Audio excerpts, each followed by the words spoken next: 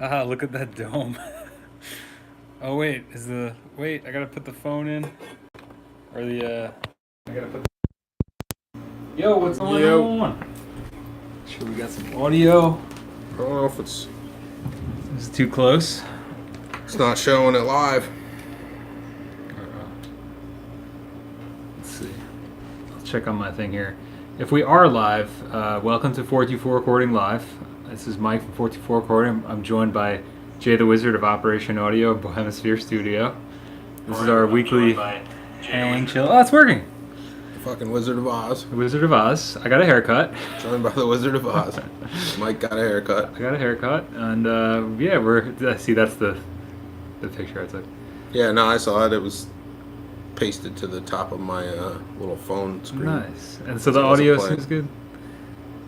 Cool. Well, Yeah, somebody commented last week that I don't think they watched the stream. Yeah, somebody commented last week on that. Oh, we got like the echo going. They said that the air conditioner was too loud. It's like, bro, it's so hot here. Like we can't hang. for real, stuff you, bro. We can't hang without the AC on. Like, I'm sorry if that's a deal breaker for you. I don't know. It's too, like come join us in the fall when it cools down. You don't like that AC? Come at me, bro. Thanks, Matt.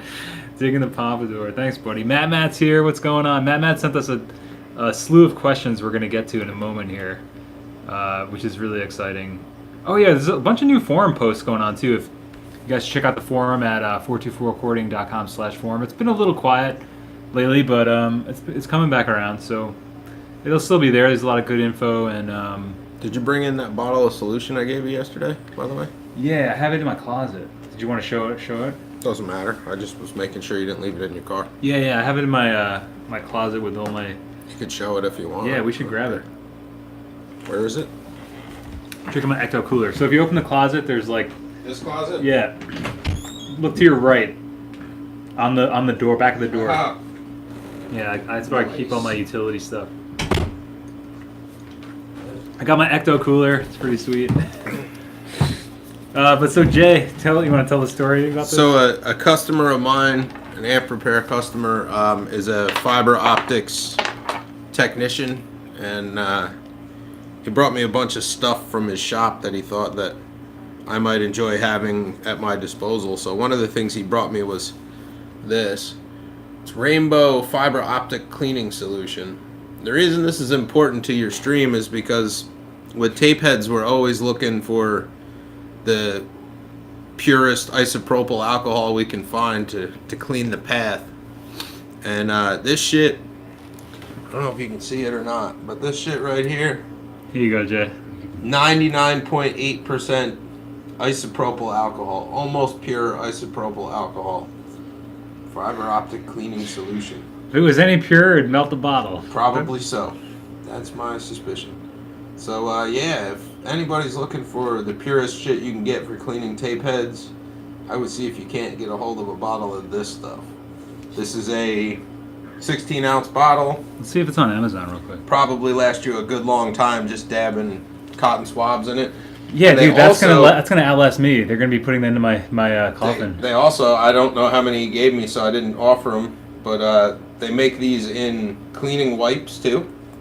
So it's like a The pre-moistened 99%? towelette. Yeah, same shit, but in a pre-moistened towelette. What's the name of it? Rainbow. Rainbow Fiber Optic Cleaning Solution. So yeah, I just wanted to. I was excited about that. Dude, that's like one of those things. Like I don't see that on here at all on Amazon. Maybe Yeah, it's I don't know available. where, I mean, That seems like one of those like things that it's like really old school in the idea. told of, like, me you to need not- a guy to get it. he told me to not be embarrassed about asking if I need more. So Oh, this looks like somebody's got. You can get it on eBay. It looks like yeah, about $6 a bottle. $6. Also. That's not bad. If it's a full 16-ounce bottle, if they're not breaking it down. Plus $7.65 shipping. Yeah, so for about 13 looks bucks like you it's can get that used. bottle. So this is like a. Or it's been sitting around for a long ass time. Yeah. But yeah, so But that's the first time they sell you've in come across gallons anything too. like that, right? They sell in gallons. Oh, snap. Tech store products, cleaning swabs. Well, like I said, the one thing that he gave me were pre-moistened towelettes. I don't know what they were That's crazy. That's like the perfect solution. I know it would be. Definitely This is would a be. bad And I pun. can definitely get more. Yeah. I was just looking past it. Yeah, that's awesome, dude. It's like, because I mean, yeah, for everything, I think we said it. It's like, it's hard enough to find. That would be the perfect shit for your tape path, Yeah, probably ever. you got to use it quick too, because it probably evaporates. Like, Yeah. You just like open the bottle, dip it, and close it again. yeah, But that's awesome, man. So like, did he mention like why he like when fiber optics why they need that? they need it because if your fiber optic splices and couplings are not perfectly polished and perfectly clean, if there's any dust in there, then it will fuck up the transmission rates on the fiber optic. Oh shit. I didn't ask him, but I know that from working with light pipe and ADAT and stuff that Yeah. if there's any bit of shit in your connection, it will cause jitter and all kinds of. Oh, that was you had to do that Crackles. with ADAT back in the day too. Well, with the light pipe connectors, you gotta make sure they're clean and dust free, because it'll wreak havoc too. Very cool. Yeah, so you heard it here first, folks. You need that solution for your tape heads, cassette recorders, whatevs. Well, if you're hardcore about it, or if you have like David, he would be a prime candidate for a big bottle of that shit. He's got like You got like 15 tape machines. That would be the perfect shit. yeah, he's got. I a bet lot. that would eat your fucking pinch roller so fast. Yeah, But anyway, we'll have to let David know if we see him. I'm lucky. My work keeps a 50-gallon drum of 99.9. that's Dang, crazy. that's awesome. Sweet, awesome, guys. Yeah, so Matt sent us a bunch of questions this for this stream. If you guys want to get into them, Might as well. we got a lot to get through. The chat's so. pretty lean at the moment, but Yeah, it'll get going. I mean, Yeah. I noticed that a lot of people. I don't know what I think. So I stopped doing the videos on Tuesday for now. At some Yeah. point, I'm thinking about doing like. Oh, there's Tim and Molly. At some point, I'm thinking about doing like, trying to do like 5 videos a week or something, or do like a bunch. And but for now, I've cut it back. But it seems like the live streams have been getting a little bit more action in post. So that's cool. So if you're watching this in post, don't forget that you can join us at Wednesdays at 7 p.m. Eastern. And to hang live with us, and if not, just you can always zoom through at 1.52x, so that's cool. But yeah, so thanks for coming, everybody in the chat, and let's see what Matt had to say this week. He said, "Hope life is treating you good. I've had a lot on my mind, and I figured rather than randomly interject into the conversation, I'll give you a list of things that have been on my mind, and let you decide what you will or won't discuss on the live show." Matt, we're discussing it all. I'm reading this email like word for word. So first, number 1, it's a question regarding the Tascam 414. This is going for Jay. Or no, he said the second one is suited for Jay. But Tascam 414 I asked if the Tascam 414 has a balanced input. They wouldn't have put balanced inputs on these, right? nope. Your model Unless includes it a has couple XLR, it Yeah. won't. Well, the 424 has XLRs, but yeah. Yep.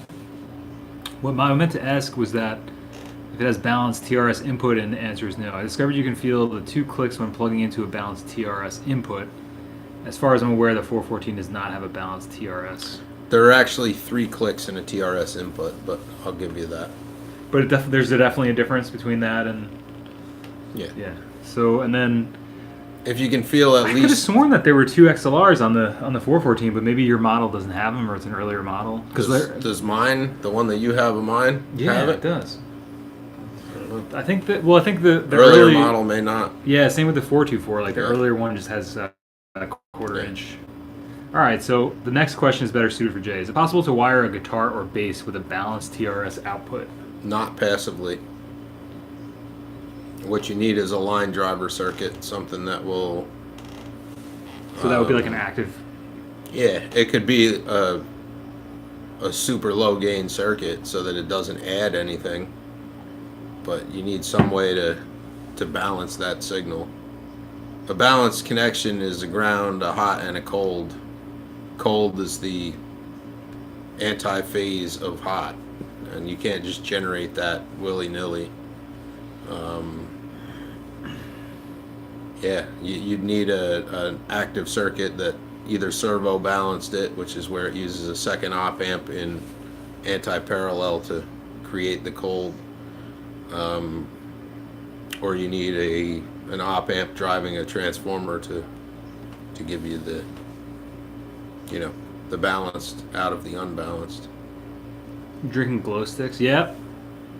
Get my glow sticks on. Oh, Jay the K2000-244 guy here. Welcome. Do you have any questions or just want to chill? Thanks for coming through the stream. So, all right. So what? Yeah, what would be the use of that to have like a balanced TRS output? I mean, the Jay's stumped on that. No, I'm not stumped on it. The other way you could do that balanced TRS output is to either plug it into a direct box, which will give you a balanced output using a transformer, or you take the 4-to-1 or 5-to-1 direct box transformer and mount it right inside the instrument and do the same thing. But you definitely lose signal level that way, which means you're going to need a lot more on the makeup side, on the input side, which could lead to more noise, which is sort of the point of having TRS anyway, balanced, is to try to combat noise. It's not uncommon for people to use things like line drivers, which takes an unbalanced and turns it into a line level balanced and sends it, down a 100-foot snake or whatever. That's basically what like the direct outs and shit on your, bass amps and things like that do. It's a line driver. And like the Sans amp, like the RBI and the whatever the little bass one is. One math cent. It's like a VST. Well, no, it's like the black. Oh, the original version. Yeah, I forget what the hell it's called though. Sans amp Classic, maybe. No, not that. It's a bass. It might just be called the bass Oh, driver. bass driver. Yeah. That's what those do. The XLR outs and the balanced outs on those are line drivers. They're meant for running long runs. Matt said my thought was longer cable runs and combating neighbors' noise. I'm attached to several units. Ground noise. How much noise are you getting? That sounds like it's got to be pretty problematic. It sounds like ground loop problems, and it sounds like you need power filtration more than you need balanced loops. And long cable runs, like balanced cables are good for 20, 30 feet before it's really a problem. Unbalanced cables. I don't know if that's what I said, but that's what I meant. Yeah. I never really had too big of an issue with my instrument cables. I mean, the biggest issue I ever had was with like a Stratocaster, because the pickups were, getting they're not fluorescent light. Yeah, because they're wide open inductors picking up whatever shit's in the air around them. But I never had any issue with that with the Silvertone. But the long cable runs thing is, what you do get from long cable runs is added capacitance, which will drain off the high frequency information if the cable's long enough. But there's tons of classic consoles that had patch bays that were completely unbalanced. People rave about like the Helios consoles and shit. Like that is an entirely unbalanced board. It has balanced inputs, that's it. I mean, was it just because that was like the technology then? Because like, or why do people give such a huge Balanced shit about... Balanced existed then. Oh, okay. Balanced is like one of those fucking buzzwords though, like true bypass switching. That's kind of the it's vibe like I got from they scare you into needing that shit. Yeah. And sometimes you do. If you're someplace, like if you're in a city where shit's super fucking noisy and there's all kinds of like radio signals and stuff flying around you, CB radios and like whatever, shortwave and short band, that kind of shit, definitely. Yeah.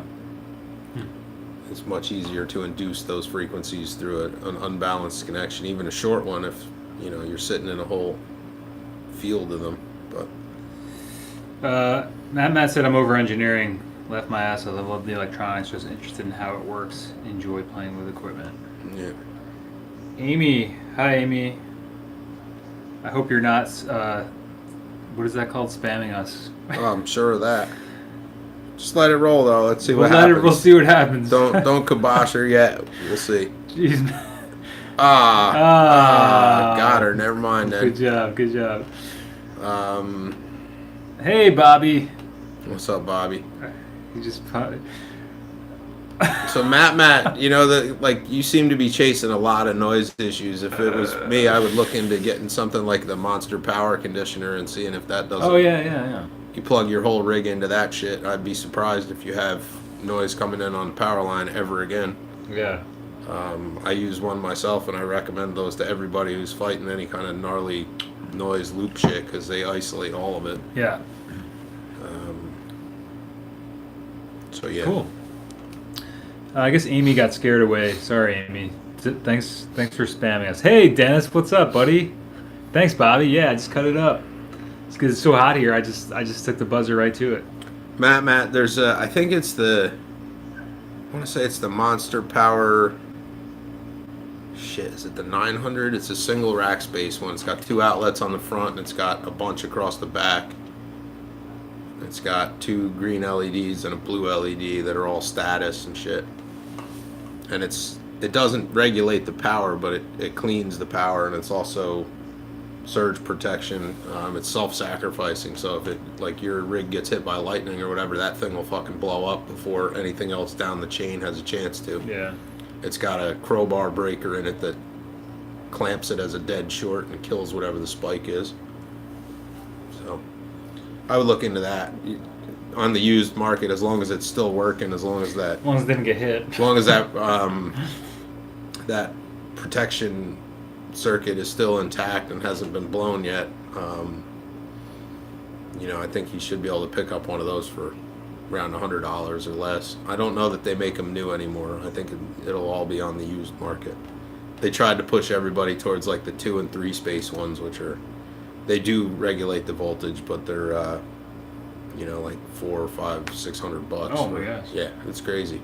And you could spend a whole lot more than that too. But it's like one of those things where it's like, it's like it's like you don't need it, but I don't know. It's almost like a tuner pedal. It's like doesn't get you any closer. Well, I guess tuner pedal gets you closer, but it's like, it's one of those things you kind of need, but doesn't really help you making music. Although it does, like unintentionally. I use that power conditioner where I use it in the studio because I can kill ground loops like on the bass amp DI and shit with it. It really goes a long way towards cleaning up all that mess. Yeah. I don't have a lot of noise problems in the studio to begin with, but the few that I have found have been easily killed with that. You just change where you're plugging shit in. Oh boy. Yeah, Cold Cave Hitler Youth Haircut, yeah. That's how I'm rolling. Yeah. Alright. I actually wrote a song about that. Now I'm living it. So the Hitler Youth Haircut? I guess that's I listened to that song the other day. Yeah, that's a true story, that one. Okay, next question. Hey Rangoon, what's going on? I saw a video condemning. Okay, so Matt's third question. If you're just joining us, Matt was kind enough to send us a slew of questions for the live stream tonight. So we're starting off the stream, kicking it off, asking Jay some of these, and I'm going to try to answer them if they're in my wheelhouse. I saw a video condemning immediately turning your guitar to max volume and max tone. Theory being, if you dial your sound in with the tone knob at 50%, you always have room to open it up more if need be. What are your thoughts? I don't subscribe to 50% anything. Every fucking thing I do is this guy goes to 11. It's either on 0 or it's on 100. There's no 50%. I mean, I guess that makes sense. I don't know about. I guess the tone knob thing, like, depends what you want it to sound like. I really wish that like tone knobs never came on instruments. Yeah, I just blast mine. I just turn mine all the way up, especially on the silver tone. Like I've always done that just because, I used to experiment with the volume. You can, if you have a tube amp, you can kind of like get away with. It's like not having a distortion pedal. If you have your tube amp cranked, I used to have my Pro Reverb because that thing didn't have a lot of headroom. Crank it. I would use my Stratocaster volume knob to push the thing into overdrive. It was harder to do than just stomping on a pedal, but it worked. So I think there's a lot more compromise going on with running your knobs at 50% than there is with running them at 100%. But I'm also a big fan of pedals and shit, so if I wasn't going to run pedals, maybe I'd think about that differently, but when I need boost or if I need something to be brighter, I just step on a different box and Yeah. make it do that. And that's what Rangoon was saying. I used to use a volume pedal with a Fender Bassman. Yeah. And you can just, yeah, exactly. And then Bobby said I always remove the tone knob and place the volume pot in its place on Strats. Yeah. Yeah, I think those are, I think, Yeah, I'm not a big tone controls guy. yeah, me too. I always just blasted them. I don't know. I mean, maybe you could run some experiments, Matt, and let us know what you find. Because, I mean, I don't know, like, what video it was that you watched, or if there's multiple. Maybe it'd be one worth exploring on 424. We'll have to see. But yeah, I'm a big proponent of using volume pedals, and even just like, because like that's what's funny about, like, I don't know, the Boss Metal Zone. You know, it's like you can just turn like Everything's funny about the Boss Metal Zone. You can just turn that shit down and like. That one sounds its best off. Yeah. It really does. Like I love what it does for my tone when it's totally totally disengaged, off, when it's like yeah. sitting across the room. When it's like out of the no signal power chain, at all. Yeah. Nothing plugged. It's just amazing gathering when dust. you don't plug anything into it. Yeah. Mm-hmm. But like, you know, Great. that one too. Almost you can't could- hear it when I put that high boost on with it set up like that. But seriously, Yo, Bobby, that's funny. The Metal Ola, zone setting, leaving car. Yes, sir. yeah, leaving car. Absolutely. Ola Englund. I did see that video that he did recently. I wasn't sure when it came out. I was like, maybe it was just. I mean, I don't know. I have a doubt that. Yeah, I don't think he yanked the video. It's just coincidental that it came out at the same time. But yeah, it actually did sound alright in the effects loop. I saw his facial expressions. It seemed like a genuine surprise from Ola. So yeah, I think I mean, that's what people say. It sounds good in the effects loop, but I think it's. I don't think Boss was making their pedals with the intention of using them in effects loops. Like, when did effects loops come out? Do you know about? Based on your amp tech? I think the effects loop thing really gained popularity in like the mid to late 70s. Oh, okay, so it's been around. Because there were amp companies like Peavey. They used to put preamp outs and power amp ins on all the solid state shit. That's an effects loop, whether it says effects loop or not. Well, that's that's what like it is. like a Fender reverb tank too. Like, that's essentially an effects loop now. Well, I mean, it sort of is, but not in the same kind of way. If you use that tube without the transformer as a buffer, it would be. Yeah. Oh, hey, Malcolm. Yeah, my pleasure, man. You're more than welcome. I hope that all that worked out for you. Hit me up on Instagram anytime. Is the Vibro Champ a good investment? Heck yeah. What are you looking to use it for? Absolutely. I mean, especially now, it's like they're just been skyrocketing in price. I think we talked about this, or David was talking about it a couple streams ago. They're great bedroom amps. They get really nice and crunchy. They're good for recording. They're good for playing out live if you're playing at small venues, and you're gonna mic it. I think it's a great investment, sure. And the thing is, what's great about them is that the circuit hasn't changed too much. So it's like, depending on what year you get, Very little at all. you really. can get one of the older, black Fenders, or one of the newer silver face ones, and that's what Chris Davis always was telling me. He was like, "Yeah, this really hasn't changed that much." And Vibro, what's the difference between Vibro to regular Champ? Is there any, like, circuit-wise, other than the vibrato or the tremolo? Like, could Malcolm just grab a Champ? Yeah, I mean, you could grab a Champ, and honestly, you could put the vibrato circuit in it easy enough. You have to add a socket. But. I guess for me, like, the vibrato is cool, but it's not something I'm like. I think the name is cool, Vibro Champ, but I think, like, I don't really use the vibrato. Maybe once in a blue moon I'll turn it on. But so I guess what I'm trying to say is, like, you can just get a regular Champ too. Yeah. I would say it's a great investment. Princeton's too. I mean, you can get regular Princeton's because a lot of people want Princeton reverb. They want the reverb, but like, you could always just get a regular Princeton. But even those now too are like. The regular Princeton, though, versus a Princeton reverb, depending on the era, is sort of different. It's a different animal. The way the circuit works, like a blackface Princeton without the reverb has one less gain stage in it than the silverface Princeton reverb or the blackface Princeton reverb does.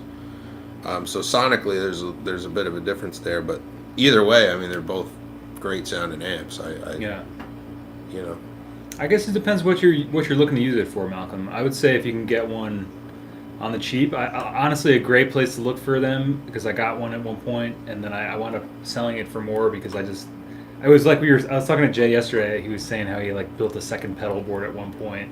At one point, I was trying to make like a second setup for some reason, or I was gonna run like two of them live or something, and I was just like, you know, just one of those youthful indiscretions or whatever, hope. And yeah, so Guitar Center used. I would check that out. Only thing there is you don't know the exact condition, but Yeah, but with a Champ, there's not really too much to fuck up. As long as the cabinet's solid and the faceplate's not mangled, you can fix any of the rest of it. yeah, yeah. The Vibra Champ, I think, is rated for 7 watts on the sticker. Either 7 or 8, I can't remember. But if you actually like put it on a dummy load and take that reading, it'll be a lot less than that. Oh man, we got Either some. way. You guys, okay? Malcolm, follow up, and then we'll go back. How much did you pay for yours? Did you come across it, or you wanted previously? I paid 0 for mine. A guy I was in an old band. He was like a loud noise rocker, and he had it, and I joined his band playing bass, and I didn't have an amp. And I think Jay's getting the, and Yours is labeled for 6 watts into 3.2 ohms. 6 watt, yeah. 6 watts. So I think it cranks out a little bit more than that, like when you measure it. No, Chris was fucking around with that. I don't know. But if you get hung up on watts, you're gonna miss tone. So yeah, honestly, like that thing's fucking louder than. I mean, it's pretty loud. It's not gonna like I've given this analogy on the stream before, but the truth of the matter about the amp volume game is that 50 watts or 100 watts is 3 decibels louder than 50 watts. So you have to double your wattage to gain even 3 decibels of output on your amplifier. So don't get hung up on wattages. It really doesn't. Especially matter. when it comes to tube amps for solid state, like it's a whole different animal. And I don't know, that thing is always, especially for my apartment and like bedroom stuff, it's gonna be way louder than you're gonna need it. But yeah, I got mine luckily for 0. I think mic watt is about 2,200 watts. Yeah. 600, damn, and for that price. Well, that's the thing, Malcolm. If you're a young person and you have a good back, I would say get the quad reverb for 600 and rock it, because that's the beautiful part right now, is that you can get these huge old amps that all these older rockers, all these people that have them don't want them anymore, because all these guys want the light amps because they're getting older. They don't want to carry shit around. Yeah. Big amps are kind of like gone out of style a little bit in certain types of music. So I always think about that too, because at one point I was a big Modest Mouse fan, still am, and Super 6 Reverb, I think it's called, was the one that Isaac Brock used. It was like the Super 610. Right, but the Super 6 Reverb is actually a twin reverb with 6 speakers. 610s in it. I always just thought it was so fucking cool, and it was like the same kind of thing. Like you could get it for really cheap because nobody wants to lug that shit around. Yeah, I would take that fucking thing and take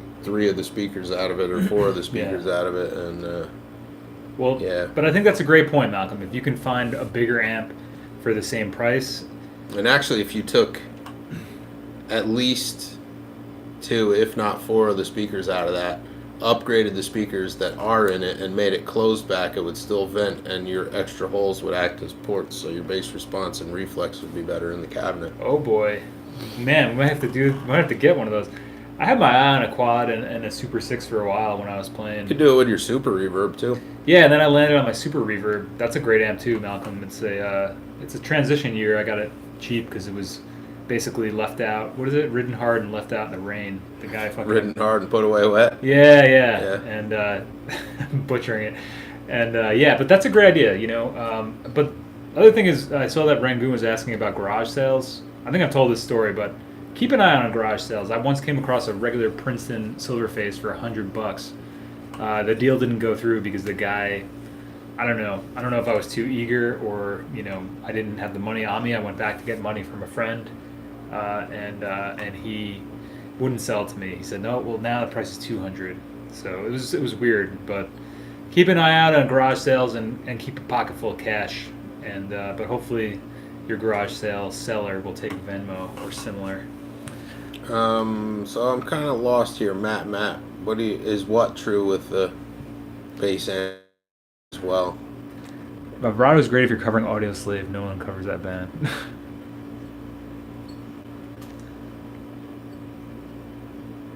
What was the question? I don't know. Nice bear. Fender built amps and putting in a shoebox with a mic. I've never seen those. Yeah. I don't know. I think you could do it. Matt, the 50 watts being 100 watts being hardly louder than 50 watts is a fact of physics.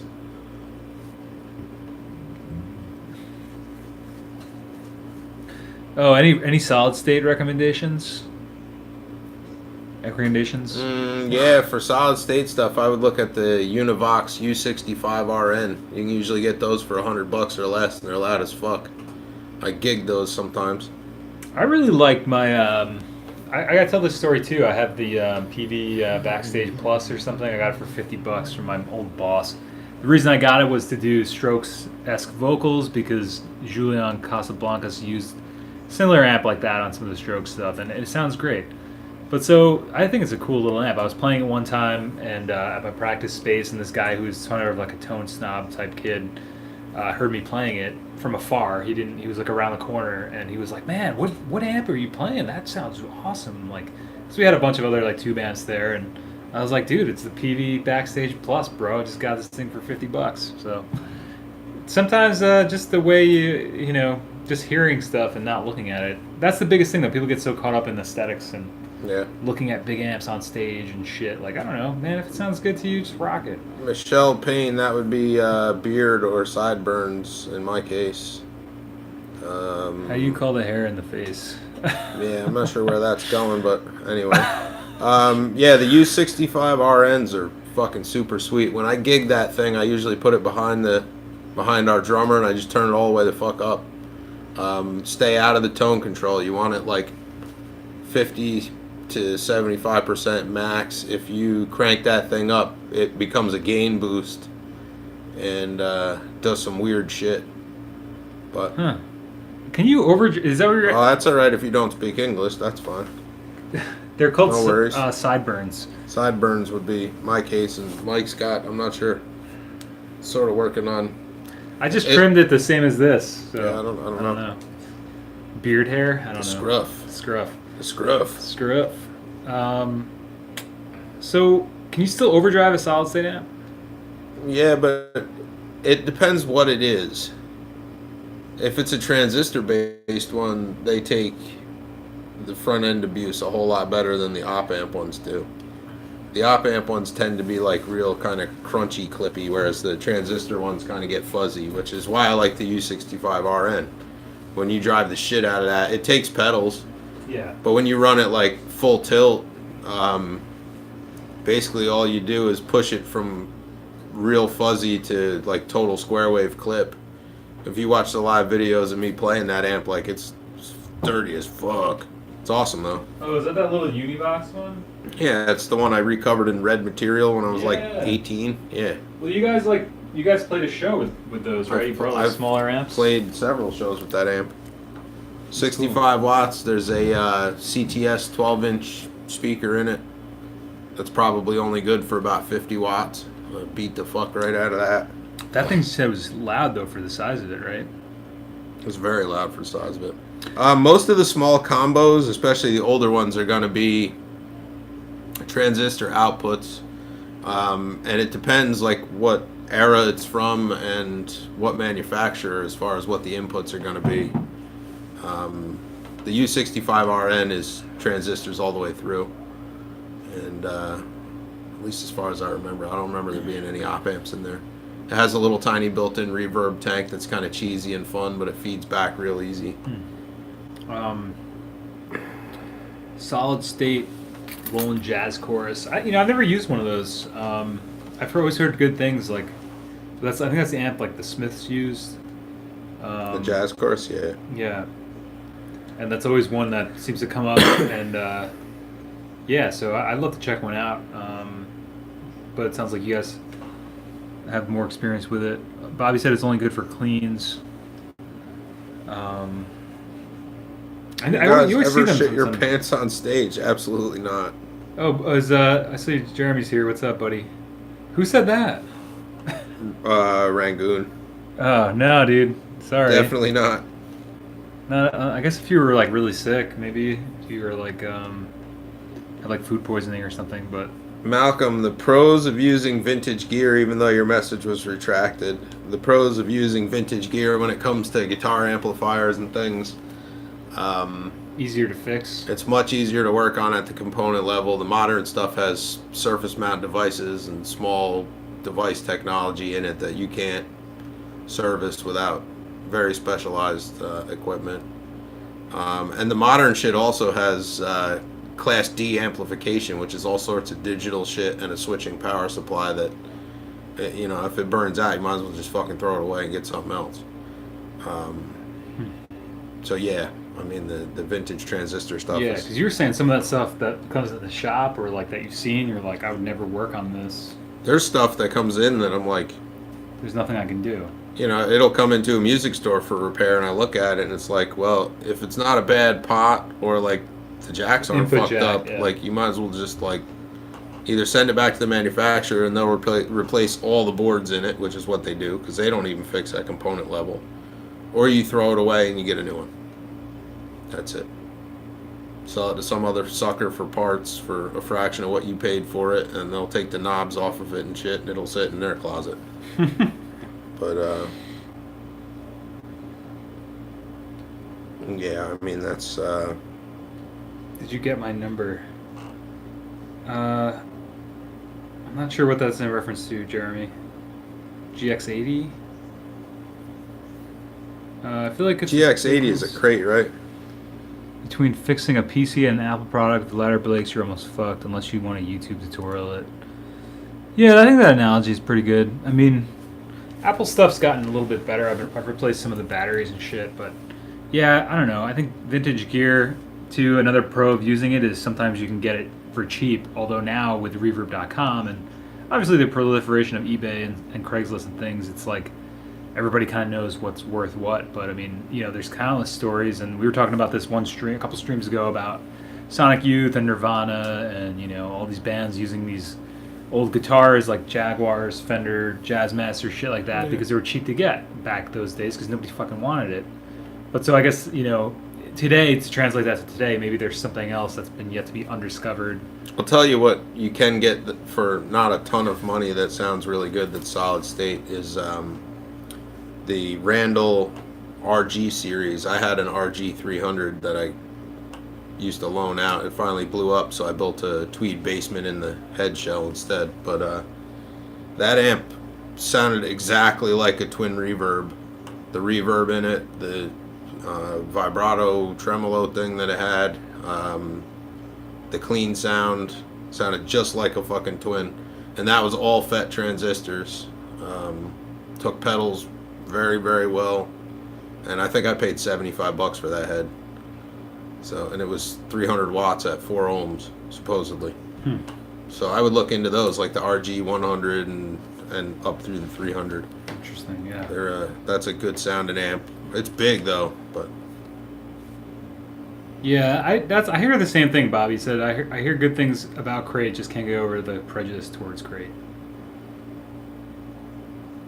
Older PV guitars with amps are great for the price. Yeah, I think that too, especially the amps. Like I said, $50 for that fucking solid state amp. Like that thing cranks. If you needed it for a present for somebody who was younger, or your brother or sister, or somebody who's getting into playing music and you wanted to get them an amp, or if you just wanted a sick amp to do lo-fi shit through or hi-fi shit through, like $50. Like you can go on Craigslist right now, I guarantee, in any one of your hometowns, type in PV to it, and you'll have a relative smorgasbord of all sorts of different types of amps, probably no more than $100. So I don't know, but I think there's so many of them that they won't ever really be. What do I think is the price most prohibitive overrated gear? Fractal, Axe Effects. The fuck is that company that made like the big sky reverb? Strymon. Yeah, that stuff. Fuck all that. And all that tone bone shit. Chapman? I don't know. I'm not familiar with that. Oh, the Tone Bone, is that like the It's all those like workaround switcher boxes and stuff. like fucking starve plate tubes in them. It's all bullshit. Is it the bullshit problem- because it's like... It's gimmick. It's all fucking okay. gimmick. And as far as like the Strymon stuff, there's so much fucking hype, and then you go and listen to it, and it's like 10,000 unusable fucking presets, and one that you might be able to use for something that you could already get out of 5 other things you already have. Yeah. For $500. Did you have one of those? Fuck no, I didn't have one of those. You tried it out or something? I know a couple people that have them. Fuck that shit. Chris, hey Chris, what's going on? He said, for what it's worth, a bass player in my band still uses a cheap crate bass. That's sick. Yeah, I think there's something to be said about cheaper instruments and things like, you know, I think that's kind of a big thing of the channel. Is just I think it all comes down to what you do with it, not necessarily what it is. You know, it's like I think that's like a big message I would like to get across. You know, and it's like especially on the site 44recording.com, I have the book about learning how to stop gassing over new shit. If you want to check that out, it's a free download over on I would 44recording.com. I would cap this discussion with this. PV and crate both. Neither one is my favorite thing. Would I intentionally go out and buy a whole rig made out of that? No. However, if you need something that is relatively easy to repair, relatively bulletproof, and will sound like whatever you fucking feed into it, that won't give you all the problems that tubes will when you're traveling, like, would I go for PV or crate if I was trying to check those boxes? Yeah, fucking yeah, I would. I hate that shit, but yeah, I would definitely take that like any day of the week if I knew that, like, you know, my tube stuff banging around in the back of the van for 3 months was going to be problematic, whereas like a, you know, $100 PV head was going to last me the next 15 years of playing music. Fuck it, I'd have one. And that's a big reason why they became so popular, right? Was because they were more reliable. They were reliable. They were easy to fix. Yeah, I mean, the parts were plentiful. So I would be careful actually with crate. Like if you buy crate tube stuff, that shit's a real pain in the ass. There's a lot of problems that crop up in those things, especially the vintage club stuff, which we've discussed before, I think. Yeah, Boss Pedals is one of those things that really draws a line in the sand with people. I mean, that's like kind of why I wanted to do the Metal Zone video, and I've also got some other Boss Pedals on that list. I think Boss Pedals, you know, they were like that. They still kind of are, but they were like the big pedal maker at the time when there was a lot of other companies. Did BC Rich start off only selling at pawn stores? Yeah, I saw that too. That's Holy funny. Shit. Probably. You know why there's so much fucking... Oh, I'm not even going to go there. Never mind. Never mind. I'll save that for another discussion. That's not nice. Yeah, but I don't know, Boss Pedals. What do you think, Boss Pedals in general? Like a CE2 two-knob chorus, like... Yeah, I got one of those. Is it a two-knobber? It's a two-knobber. Yeah. I got the early effects. I like those a lot. The CE2 is a sweet chorus. The CE1 is an even sweeter one. I don't know. I'm a fan of the CE2. This is a Japanese one. Here's the thing that's early nice. guy. Here's the thing that's nice about using something like Boss Pedals. And I Let's got say the you got a DM2 too. This one's a dope pedal. If you can find one that somebody hasn't fucked with. Let's say you got a board put together that's all Boss shit, and something blows up, or your power supply wipes out all your pedals. Yeah. It happens. Yeah. Daisy chain them all to one, and something goes cuckoo. That could be fucking Cocoa Puffs right there. So, you know, Cocoa it's kind of cuckoo for Cocoa Puffs. Yeah. So, you know, if you use pedals that are routinely available at every music outlet on the face of the fucking planet Earth, and you're someplace and your shit all blows up at the same time, you know you can get your sounds back. That's the plus of using something like Boss, because there's so fucking many of them everywhere. If you ever needed one, you could get it back. But And they're very roadworthy. I mean, in terms of the construction. I mean, of them. yeah, I guess so. I don't know. I mean, these two pedals I have are from, I guess, the 80s. You know, they're still kicking it. I mean, you can find ones in varying conditions, but The Peter I think it Frampton really depends on style. the effect. The Peter Frampton style vocoder is called a talk box, by the way. I think it's kind of whack, and I a think lot it's of weird. those. I think it's weird too. A lot of those are driven with speaker level, and if you run it off a 100-watt tube head, which is what he used to do, and also what fucking Joe Perry from Aerosmith used to do, it actually from inside your mouth can give you hearing damage. So keep that in mind. What? Yeah. Yeah, because it's pumping 100 watts through a horn driver through a fucking tube into the inside of your face. God, yeah, it's like vibrations and shit. Yeah. It's taking crazy. your guitar sound and piping it through your mouth using your head as a resonator back to a microphone. Yeah, that doesn't sound good. No. They do make lower ones, like the Hell Talk Box, the one you can buy now, runs off guitar signal and it has its own little tiny amplifier in it. But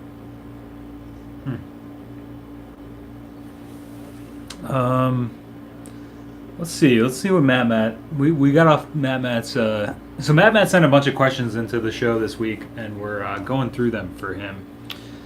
Okay, I like this one. The term "my sound." We touched on this briefly last week, talking about bands that don't adhere to a specific sound or genre. Jay has discussed buzzwords around the studio. It's my belief that music should evoke emotions and is detrimental to adhere to one sound for more than a song or maybe an album. Repeatedly producing the same sound over various songs, various subjects becomes lazy. The lyrics, composition, simplistic or not, acoustically should speak for itself. The effect added should enhance emotion derived from it. Thoughts? So, like, what do you think about using, like, similar to, like, your sound? Once you figure out your sound, if you just use the same sound over and over again? I use the same sound on all kinds of shit. I mean, it changes song to song only because the songs are never recorded back to back. Right. Okay. So. Well, I was gonna say too, like I mean, personally, from like a creative standpoint, like and I'm sure that all of you guys can relate to this. That everybody in the chat and everything is like, I don't know. I feel like when you use the same equipment over and over again, sometimes it gets stale. Like once in a while, you got to throw something new into the mix. Well, I mean, that's why like when we recorded that most recent track, I used a whole bunch of different heads. But really, if you boil it down to like the fundamentals of your artistry, like forget the studio sounds and the amps and the pedals and all that shit, like most likely if you play for long enough you're going to develop a sound that is you and everything you write will sound like you. And there ain't a fucking thing you're going to do about that.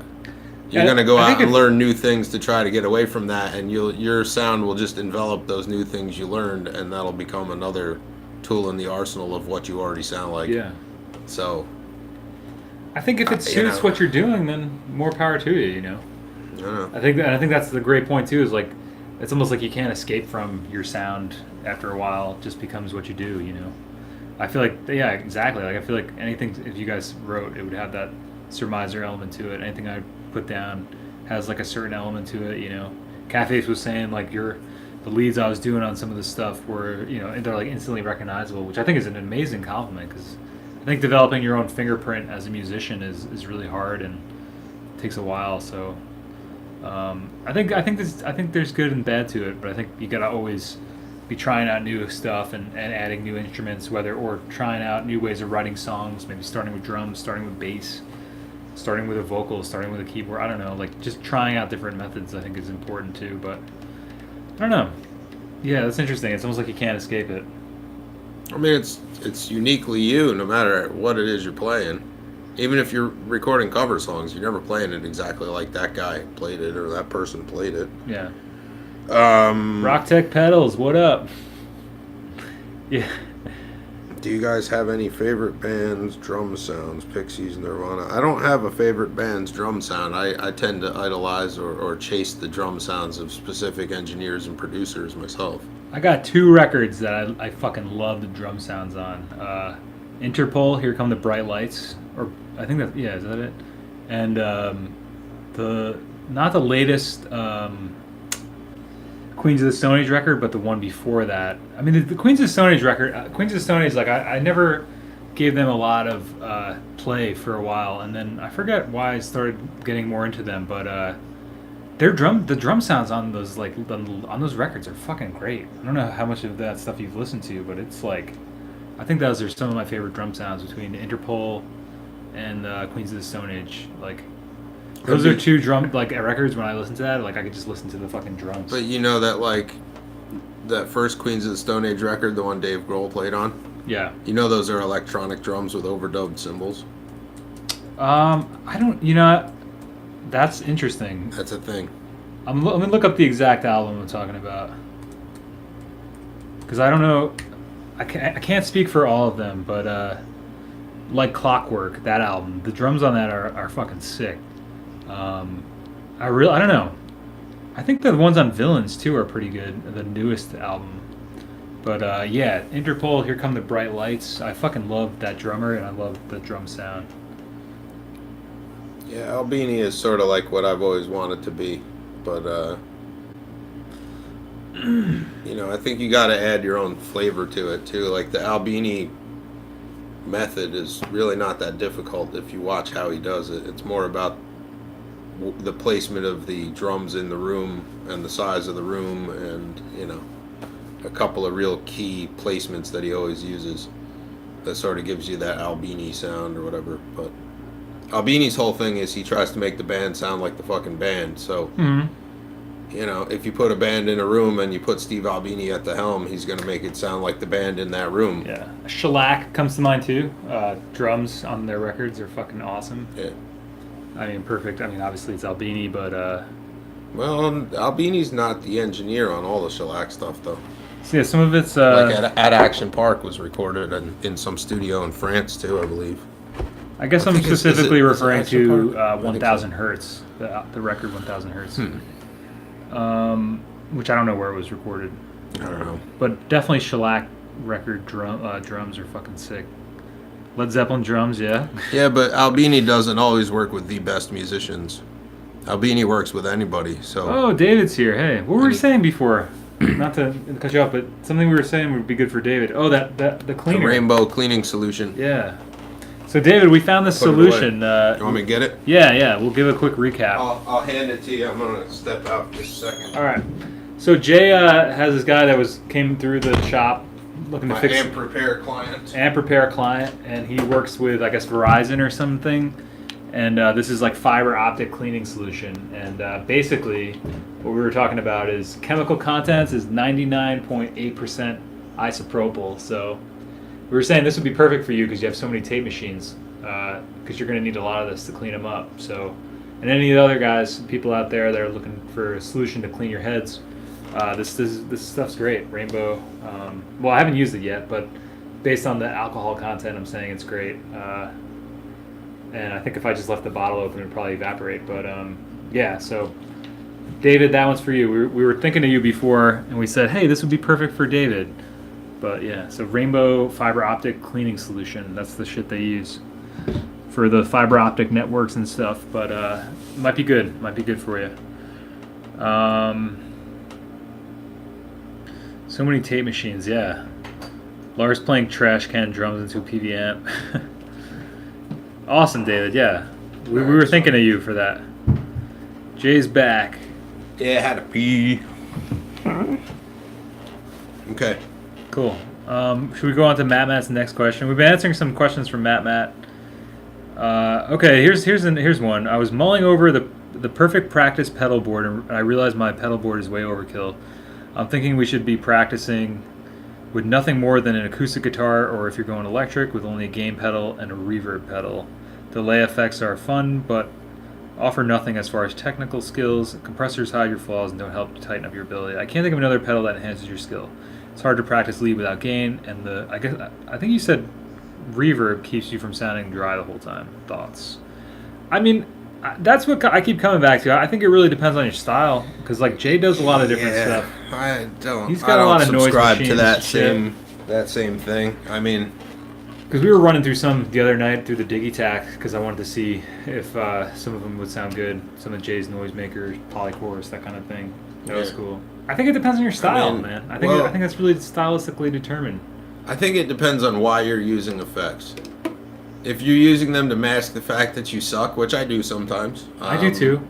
You know, then that's probably, poo-poo on you and whatever. But also, like, the polychorus with extreme modulations and stuff, like, because of the way that reacts with a guitar signal, causes me to write some of the actual parts that I do write. because you can play with what that thing is doing and what that feedback setting is and use that as part of the instrument. So I think like if you're using it as like a a sheet to hide behind, not a good thing. But if you're using it as a tool, as part of your sound, then it's uniquely part of your sound. And trying to practice without it would be pointless if you're used to writing with it. Yeah, and I think like for me too, it's like, I mean, I tend to write more, I don't want to say like singer-songwriter style, but like I usually write with like an acoustic or an electric, and I'm usually writing chords, and I don't know, I don't do as much technical stuff, I don't do as much scales as I used to, I don't do as much lead stuff, so for me that pedal board makes a lot of sense, because I don't really need those type of effects like delay and chorus for stuff. Maybe I'd be better suited if I did. I don't have delay on my board anymore. I haven't in a long time. Like reverb as well, like I think if you're playing in a room, there's always like reverb to the room sound, unless you're doing something that's like so stylistically surf rock-esque or something that has a style that requires reverb. Like I don't know. That's what I was saying before about Princeton versus Princeton reverb amp. Like if you don't need the fucking reverb, then just get a fucking Princeton, I don't have reverb on the board anymore. I sold that also. I found it to be totally pointless. Because I was thinking about my board, it's like the two things I have on it. I have 4 pedals on mine. One is a tuner, one is a line selector, because I can't hit my Sans amp all the time. Whatever, but it's basically I have 2 different things on my pedal board: a overdrive unit and a distortion unit. So that's how I roll. But your mileage may vary depending on your style. But it sounds like Matt, you want to go for more technical scales type stuff, or you want to write songs. Like if you want to be a better songwriter, I agree. Like I don't think you need delay, chorus, reverb, that kind of stuff. You just need an acoustic and your fucking hands, Yeah, I really think it depends on. I think it depends on what the style. you're trying to do. Yeah. I think it depends. Because some stuff like I don't know, Explosions in the Sky comes to mind, or post rock stuff that's like very heavily like TV on the Radio comes to mind. Like these bands that are the use of effects. Like if they took the effects off, it would be somebody like playing a single note for like the whole fucking song. Although people assumed that with Sonic Youth too, and when all their gear got stolen and they came back with Rather Ripped, which was like the first record post Mega Theft, where they had to start over with no pedals and just dirty fucking amps. They still killed it. So well, I think a lot of like it's a shift. Well, I think with Sonic Youth, a lot of the things they were doing like, I don't know. Well, it was odd tunings, but it was. But I mean, I feel like they were doing some of those effects without the effects, like. Some of playing it they something were. that sounds delayed, but it's like literally Kim Gordon like fucking playing something. It's like some of it was that, but also like she's not actually using a delay pedal. I don't know. But they also had like the Mooger Fooger filters and phasers and all kinds of shit. I mean, there was. I just think like when it comes to pedals, a lot of that shit is spice on top of the meat and potatoes, or like meat and potatoes being like the brunt of the sound. It's like. I don't know. Like, if your sound is like I feel like your sound is like 80 or 90% of just what you're playing, and then the pedals and things are spiced on top. Unless the pedals are. Unless you're Kevin Shields.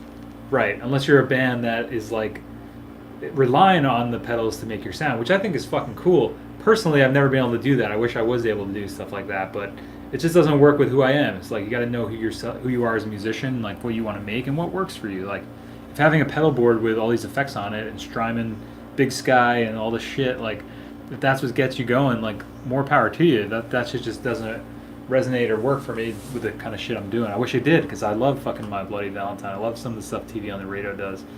I love bands, post rock bands, Mogwai and like. But that's just not me. I wish it was, but it's not. Writing on an acoustic is just a different way to. Right. I mean, if you were used to, let's say you're used to writing with a wall of modulation and distortion with an electric and a loud-ass tube amp going behind you, then a really good experiment would be trying to write something that, was a keeper song on just an acoustic guitar by yourself in your fucking sunroom. That's a great experiment, and it's a great exercise. But and if you can write a song that sounds great on acoustic guitar and it's just acoustic and vocals. No matter what you add to it, it's just going to enhance what that sounds like. It's like a great or song totally that destroy starts. it, depending. But yeah. Right. Let me just check, make sure we're still here. That's the first time I've ever gotten a phone call while we're doing this. No, I called you once. Shows how fucking popular I am. Oh, really? Mm-hmm. All right, looks like we're good. I was running late one time. I called you. Oh, yeah, I kind of remember that. We were like talking to you on it. Yeah. I forget what we were saying, man. I'm sorry. What were we talking about? Pedals? Oh, right. Acoustic guitar. I think it's not a bad place to start, but I guess it depends on, like, again, like the type of song you're writing, you know. But I'm a firm believer in that. That's why I like wrote this newest thing. I'm actually putting it out on Friday. Just a Trick, a new album coming out. A lot of those songs you probably heard, and then I redid them again. I'm going to do some comparisons. Going to talk a little bit about the process because some of you guys were asking. So stay tuned for that. But a lot of that shit, I don't know. That's that's why I love the 4-track, because 4 tracks, what can you do? You know, that's what it comes down to. You got 4 tracks to make a great sounding song. Go, you know. So, but yeah, I'm a firm believer. I think acoustic guitar is great too if you want to practice singing and playing, because the acoustic really resonates in a way that you can really hear. I've noticed that for me personally. Like I play a lot better, sing a lot better when playing with an acoustic. And when I want to practice my vocals, I usually use an acoustic, because I always use an acoustic because you can just hear yourself better, and you can hear the strings resonate better, and you can hear where your voice sits better. I said better like 8 times, but yeah. I don't know. I found like even like an unplugged unplugged electric just doesn't have the same vibe, you know. Because I went for years just always playing electric and never working on my vocals, or never like thinking too hard about it, just having fun. And then I was like, started fucking around with an acoustic. I didn't have an acoustic for years, and then I got one, and I was like, oh, this is actually a great exercise tool, because it helps your finger strength, because it's a lot harder. I was gonna mention play. that at the end of your point. Yeah. Yeah, I didn't mean to tirade here, but I guess right into that. Yeah, it's great for finger strength. Like, yeah, going from acoustic to electric, it's like, I don't know, what would be a good analogy for that? I mean, acoustic guitar strings might as well be fucking railroad track. Yeah. For, you know, all intents and purposes. It's like, if you ever lifted weights, or, you know, and you go from like lifting like 50s and then you go back down to like a 10, it's like, holy fuck, like I can like really crank this out. Like I feel like that's what playing an acoustic is like. It's like training. And then, yeah, it's kind of like practicing carrying boulders so that you can carry in groceries. Yeah, exactly. Yeah. That's a good one. That's good. Yeah. Like, as soon as you go back to electric from that, it's like very, very easy. Did the stream just drop for you guys, or was that just me? Yeah, how's the stream looking, guys? Check here. Oh, shit. Yeah, it's back up, though. It's fine. Cool. Yeah, something happened when they called, but I don't know. Maybe that's okay. No, it was the second one. It just spiraled just now. Oh, okay. I don't know why. It's fucking weird. I got a call from Binghamton. I don't know what that was. I've been getting calls from Texas all day. She's been getting calls from Florida. She answered one, and it's like some like spam call pretending to be AT&T. Does your phone have text service? Motherfucker, you're from AT&T. Why don't you tell me? Yeah, right. Oh, new album, Rangoon, is going to be coming out on Friday. It'll be on the channel, 3 p.m. And then it'll also be on Bandcamp that day, too. So. And we recorded a new version of Hollandaise last night. night. That's right. Yeah, Jay and I are working on some songs, and that's going to be coming out at some point, too. I think we're going to get a few together and then just put something out. It's going to be called Operation Audio, for sure. I think you should call it Audio Operations. Audio, okay, I won't call it. Yeah, cool. So yeah, Jay and I are doing some stuff over at Jay's. We're doing some stuff. This is awesome. It sounds really fucking good. I was blasting that on the way here, actually. Cool. Yeah, I was blasting it in the car after you. You should hear it in the fucking Subaru. Holy shit. Yo, after the stream, dude. Fucking blasting there, man. So we already got the next one cooking. And Just a Trick is cool. I just needed to get it done and get it out. And there's going to be a video follow-up on that, too. So Friday I'm going to put it out, and then I think the next Friday is going to be a video explaining some of the questions people had about the process. What's good, twin? That kind of a thing. So next couple of weeks is going to be going back to that excuse stuff. Me, and, fuck.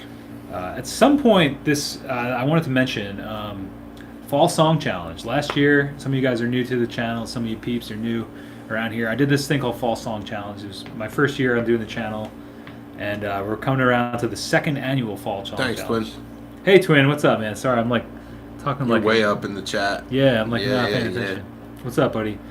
So if you guys want to get in on that, it's going to be some sort of whether you want to write a single song or an album. I'm going to be working on shit. I'm going to be posting it to the channel because it's the best time of the year. So if anyone wants to like write stuff, you know, we can dedicate time to doing that. Or I hope that as the process that I'm doing, like you can check in, or we'll have, I don't know. I'm trying to think of how to make it a little bit bigger. Maybe there'll be something on a forum. I don't know, but coming up, if you're looking to write some music this fall, stick around. We're gonna get into it because I want to get at least like audio operations out probably by winter. I want to get this fall song challenge, which may turn into fall song EP or album. I want to get that out. So I got a couple things I want to work on and just streamline the fuck out of them. I just been now that Just a Trick is done and that whole thing's done, like I just have so much shit I want to put out and do. It's crazy. Rangoon, yeah, there's a theme to the Fall Song Challenge. It's guinea pigs. Guinea pigs? Yep. Okay, we could do that. No, I wouldn't do that, seriously, but... No, there's no theme. Nah, dude, we're not going to be doing songs about Hitler. Nah, I think not. Chill. Last year I just did like a rap song, a hip-hop track. I wanted to do something in the vein of like Beastie Boys. Really whatever you want to do. If you want to do something, it's just a way to get music done, get something recorded, record something awesome. So if you're having trouble getting stuff out, if you want to just like work on something coincidingly each week, we can work on like some kind of schedule or some kind of like deadlines for each week, what you should be doing or what you want to be doing or getting done. So that's how we'll roll with that. Yo, late bro. But yeah, there's no theme. Do whatever you want. I did a hip hop track last year because I wanted to challenge myself, go outside my wheelhouse. So maybe this year we'll do something. So you were making that cheddar? I was making that cheddar, yeah. Yeah, making that cheddar. That's right. Yeah, I remember. So yeah. So yeah. That was a good one. But yeah, so maybe, and I'll make a video too. That was fun. Yeah, I did the whole video and stuff. I forgot all about that. It's like crazy. Did we answer all of his questions? Is that the end of that email? I think we still got some more. Off track. Okay, we got. Okay, well, I think this kind of goes into last thing. Video ideas. Start with a few chords in a strum pattern. Video start to finish, turning into a cassette track with bass and drums, or MIDI drums, or keyboard.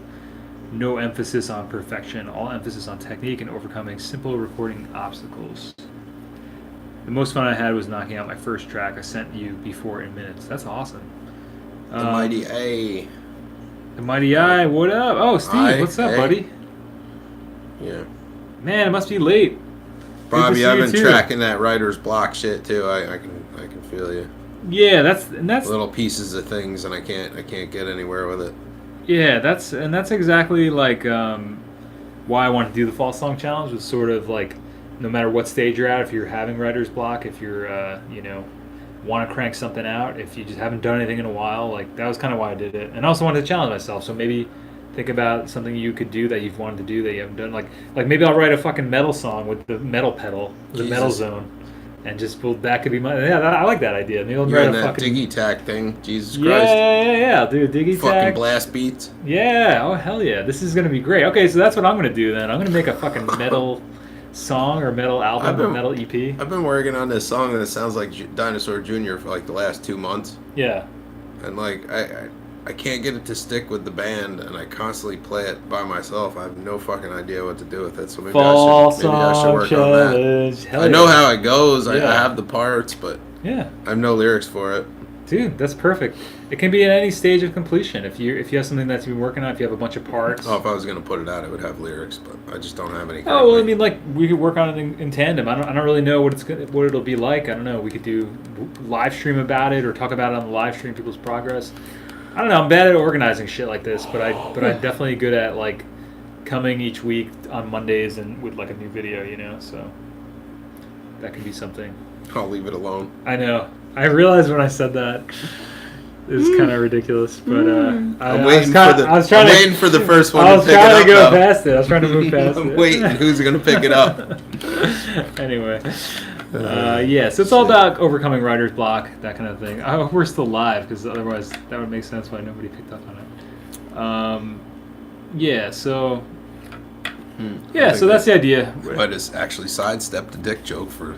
Wow. It's crazy. Fucking man. Yeah, we could team up, too. That would be awesome. Collaborations all over the place. That would be cool. I would be down. Twin got it. He got it? Oh, nice. All right. I just realized. Okay, so I realize I'm not great at organizing things, but I'm good at doing things consistently. So I can show up each week with a video about what I'm working on, the process I'm doing. So if that helps people, and maybe schedule out something where it's okay, these 4 weeks, this is where I'm going to break it down. Week 1, I'm going to be just writing out riffs and trying different things, maybe coming up with some lyrics. Week 2, I'm going to arrange my song with parts and figure out and maybe do a demo of it. Week 3 is going to be tracking the final version of it. Week 4 is going to be mixing and mastering, something like that. So if that could help you write your shit, write your song, get your music out there, then come on down to the Fall Song Challenge this fall. It's obviously not going to start till, I don't know, when's the first day of fall? September 20th? Or something? Fuck if I know, the leaves are already coming down, so... Yeah, so I'm thinking October for this project. So maybe October to November. Because fall's the best time of year, and October's my favorite month. And I'm going to be doing crazy shit on the channel. I think I'm going to be going 5 days a week soon, just for the fuck of it. I don't know, maybe I'll do that for a week and just see what happens. Does your cat know? Capra? I don't know. So... Yeah. I think I missed that one. Did that go over my head? I don't know. I just meant that he might be upset. Oh, yeah. He might be in there. He's been jumping in on a lot of them, so... I don't know. It might be crazy. If you guys think it's... I'm just going to try it. If it seems like it's too much, I'll kick it back, but... I don't know. I got some ideas for stuff coming up. I want to go nuts. Ain't nothing wrong with a little grind and bump. Is that from Beck? It's like a Beck lyric. The road trip got kiboshed on a couple of different fronts, honestly, and it's sort of maybe beyond the scope of the what's stream, up? But yeah. Yeah, we could chat a little bit about it. So, and Steve, yeah, our pleasure to accompany you in your insomnia. Thanks for coming through. Because Steve's over in Scotland, Glasgow, so it's pretty late there. So thanks for joining us. This is awesome. Yeah, and definitely. I hope that you can join in on the Fall Song Challenge. It's going to be sick. Okay, so Matt asked the question that's on everybody's mind. Well, probably not. Is it? I don't know if it is. Whatever happened to the road trip? TaskFam's got in the way. NobCon. Yeah, so a couple things. Yeah, a lot of things came together. I think when I was thinking about doing the road trip and NobCon, that's actually this weekend. Maybe we'll still go. No. I don't know. At the time when that was we were first talking about it, it seemed very possible. And then as it got closer to the date, there was more and more things making it not a possibility. And I think we finally just kind of threw the towel in on it. So, yeah, I mean, I don't know. Unfortunately, the road trip, I don't know, just didn't come together. Maybe next year, or maybe next spring or something. I don't know. Maybe we should take a winter road trip through Donner's Pass and see how far we get. All right. Yeah, I don't know, man. It just things didn't line up for it. Yeah. So I don't know. I would still love to go. If I feel crazy this end of this week, maybe I'll just fucking jump in my car and go. I think it would be fun. I don't know. What's the best thing to eat while recording an album? Spicy cold sesame noodles. Bam! You weren't expecting that. You thought I was going to say fucking Taco Bell, right? I would say nothing dairy wise if you got to sing, because that shit'll clog you up. NobCon was not a joke. NobCon actually was the thing. No, NobCon's a real thing. Well, that was kind of it too. It's like a synthesizer fest. I was curious to go. Actually, Steven from Noir at Blanc V was the one that told me about it, and a while back, and I was like, that does sound really cool. I don't know if he's going, but I felt like it. I really wanted to do it, but I feel like if it was in like Philly, we would have probably went. Partially was the distance. Partially my car is not great. Partially it's just a fucking haul, and partially just money. You know, it comes down to that too. It's like, and then task Vamps. We're still working on getting those out. You know that those are coming. Just a lot of shit. I don't know. At the time, it seemed much more manageable. I think I was working more. But yeah, just so many things. Other fucking things like out of our control hit the fan. I don't know. I would love to. I would have loved to have done it and like live stream from the road and live stream from the conference, and I think that would have been cool. Done some live coverage. It seems like it's becoming a bigger fest, so a bigger convention. Yeah, it's not a male porn star convention, Matt. Sorry, it's we've it's a synthesizer drum machine type thing. So Yeah, David, I'm sorry to hear about that hearing thing. That is really oh, what happened? that's a sensitive and shitty condition when your life revolves around music and So best of luck Oh damn, that with sucks. that. Yeah, that's I don't know. Ryan Adams too struggled with I don't know what I think it was Meniere's disease or something. Like one of his ears, I think he had some really bad problems over the years. And that's it's tough. Like that's really tough. I'd say just rest it out, do what you can do, and things will definitely change. So good luck, man. That's tough shit. I don't know. I don't know what I would do if that was happening to me. It's tough. Rangoon, you're asking what Mike and I do for full-time work or the general populace within the stream? Oh, and thanks, Steve. Yeah, the Tasman made us a small fortune. Thanks, buddy. I don't know that it has actually. But No, it didn't. But we had a lot of fun doing it, and we're it's coming. It was a great experience. Well, Jay doesn't think. We're sorry. I all I completely can say, interrupted. all I can say about those task vamps is once you guys have them, I hope you fucking love them to death. Yeah, 'Cause, yeah. Boy, Jay's been fucking tell ya. not struggling, but working really hard to get him out there. Rangoon, what do we do? What did the two of you do for full-time work? Do you both work in studios? No. So you want to go first? Yeah, no. I actually drive for Lyft right now. I used to work at the post office for many years. I don't think I've ever shared this with the stream or anybody on the channel. And I was doing that in tandem with this for a while, and then I just couldn't fucking do that anymore. So yeah, now I'm basically like a taxi driver. that's why I cut my hair like this, because Robert De Niro was inspired by Travis Bickles. Do you have the fucking drawer slide up? I'm your working sleeve? on it. I'm working on it. Yeah. Once I get my trench coat and then Yeah. it's I'll winter help time. you if you want. We can make that Yeah. comfortable. Maybe I can make like a guitar pedal come out, like a DM2. That'll be cool. Yeah, but it's yeah. It is what it is at this point. You plug the channel in the list. I should. Yeah, Mailman Mike, that was me, man. Oh man, what a shitty fucking job that is, being a mailman.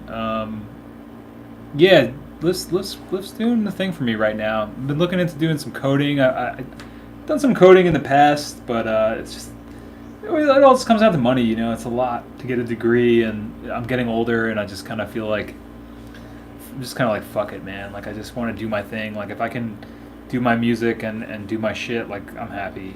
So I think that's really what it comes down to. It's like if you can find something that allows you to do what you want to do, that's it. That's all there is to it. It's really simple. So figure out what you want to do and figure out what will allow you to do that. And if it's driving for Lyft like me, or if it's being a fucking mailman, what's going on? I was gonna say you look like a mailman though. Oh Jesus. Thanks.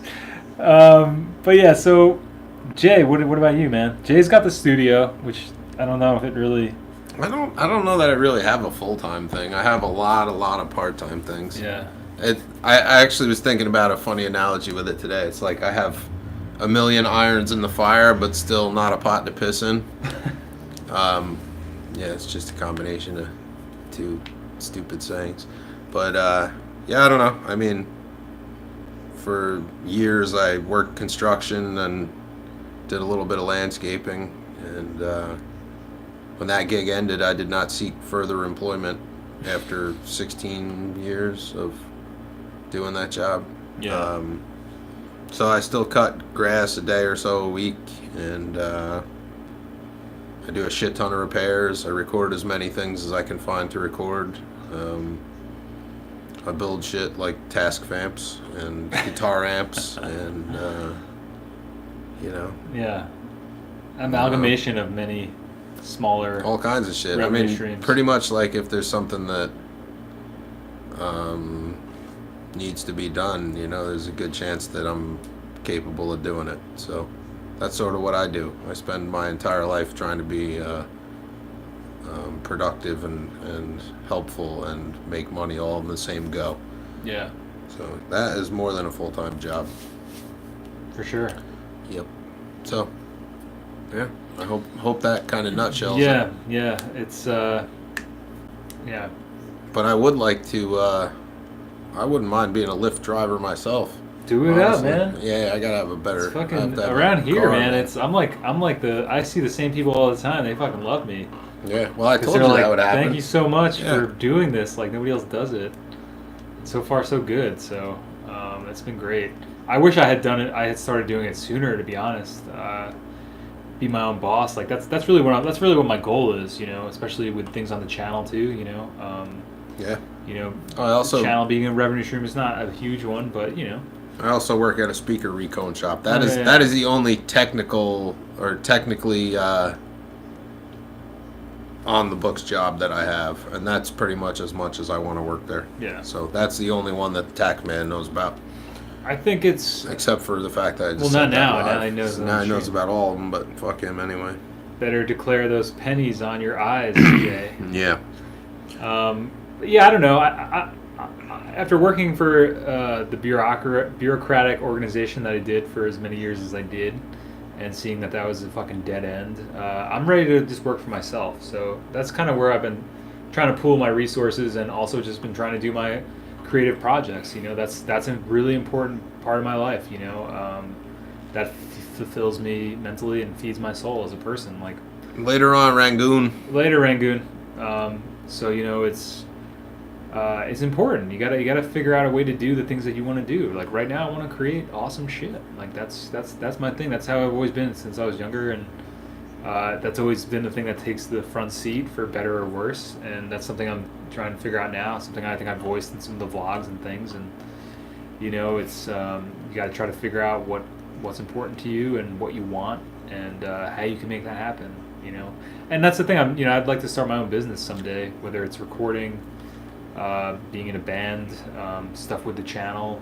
I don't know. I'm at a point where I just want to work for myself. It's been that's something I talked to Jay about a lot, and you got to figure out what you can do, what services you can do.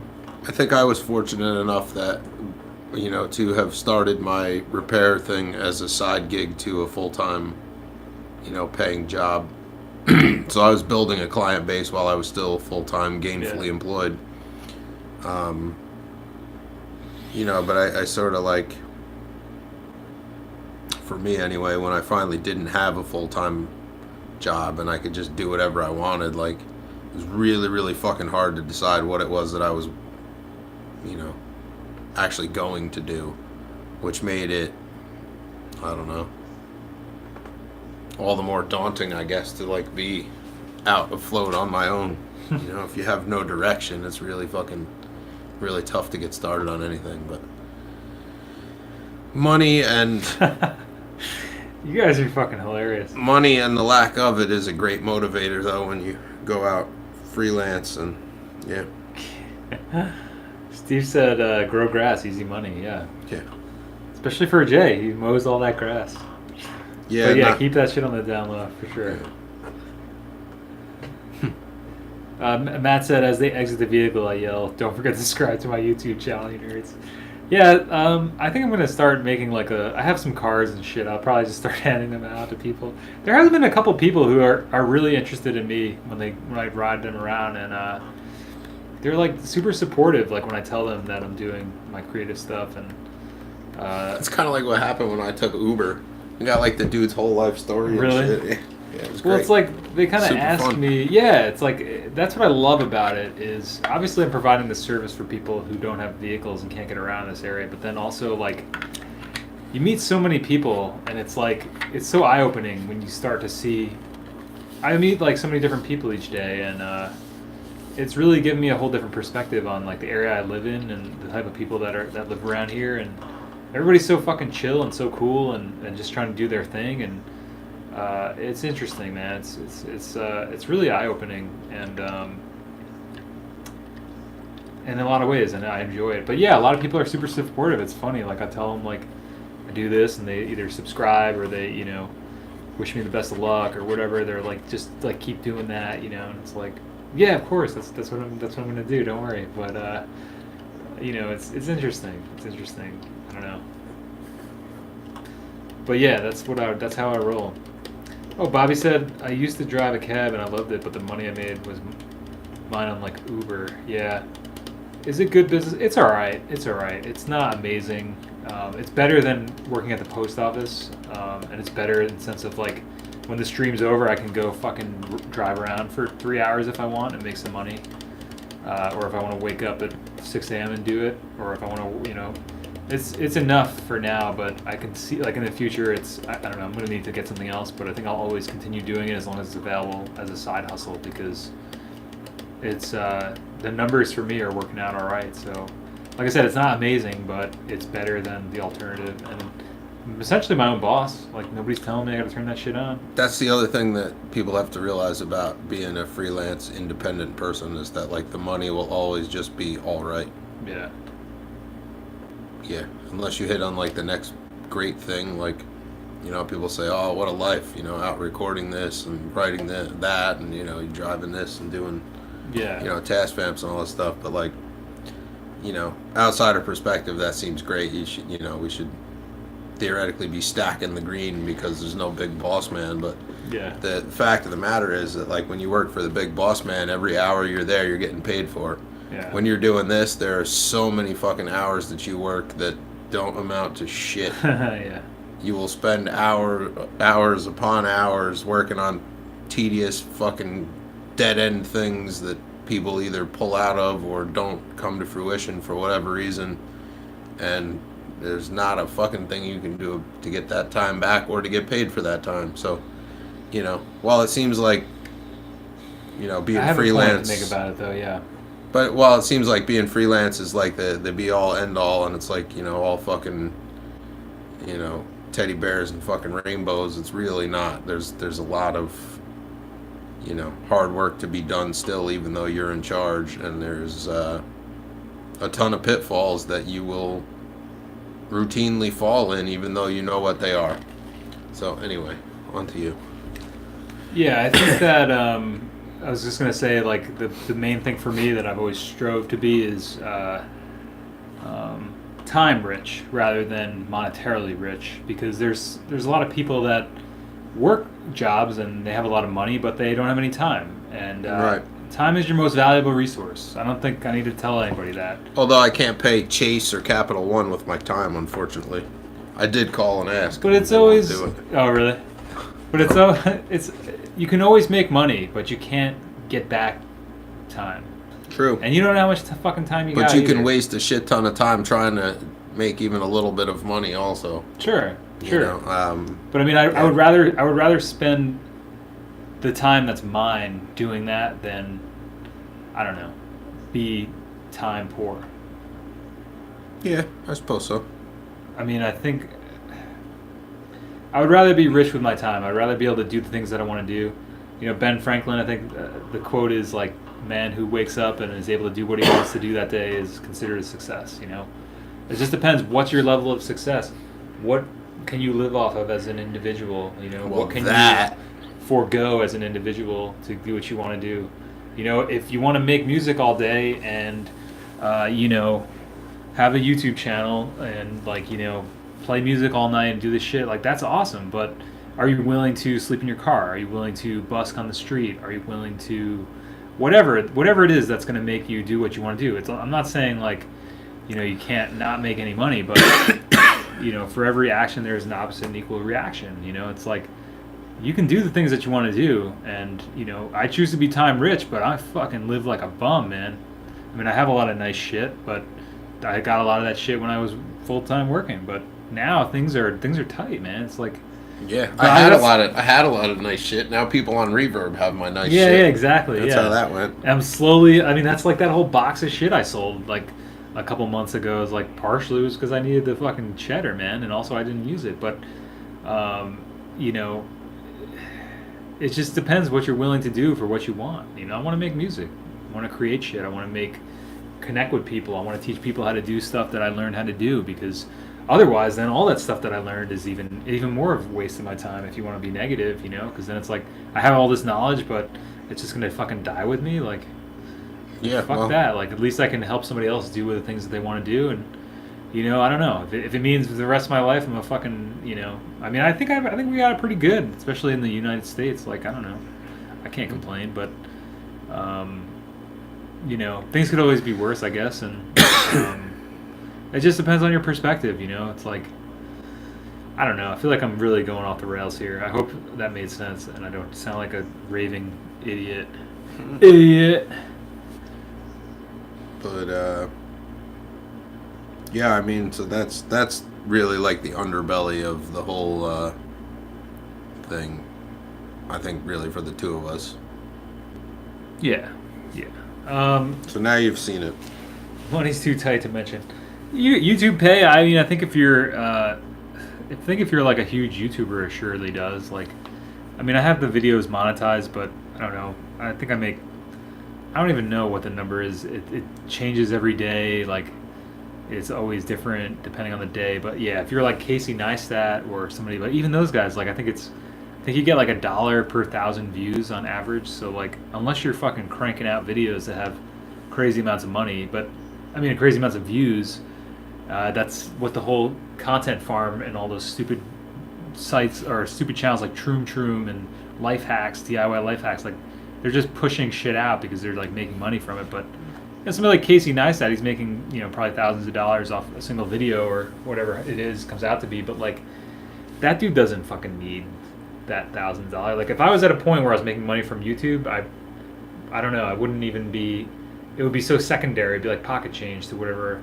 Like, I guess I don't know. Maybe that's to whatever your main flow was. Yeah, it was like some of these gamers, like Fortnite gamers or Fortnite streamers. Like some of these dudes, like, yeah, they're like doing well, and I think you make more money off of like, but like they make money off of being like going to these like contests, but some of their videos have a ton of shit. But I mean, like, I guess it's more of a side thing. It's like just another revenue stream.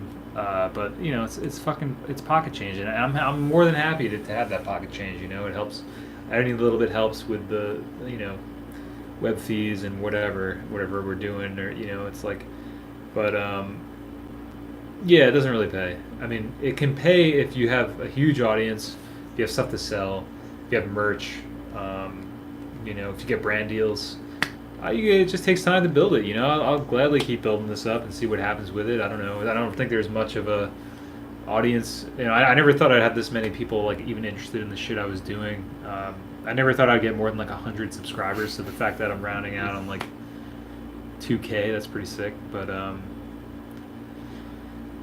yeah. So yeah, there is we do have a Patreon, or I have a Patreon. Jay has a Patreon. Mine's patreon.com/424recording. Jay's is Operation Audio. I think so. Catface is always the one that links that. I can't remember. Patreon.com/Operation Audio.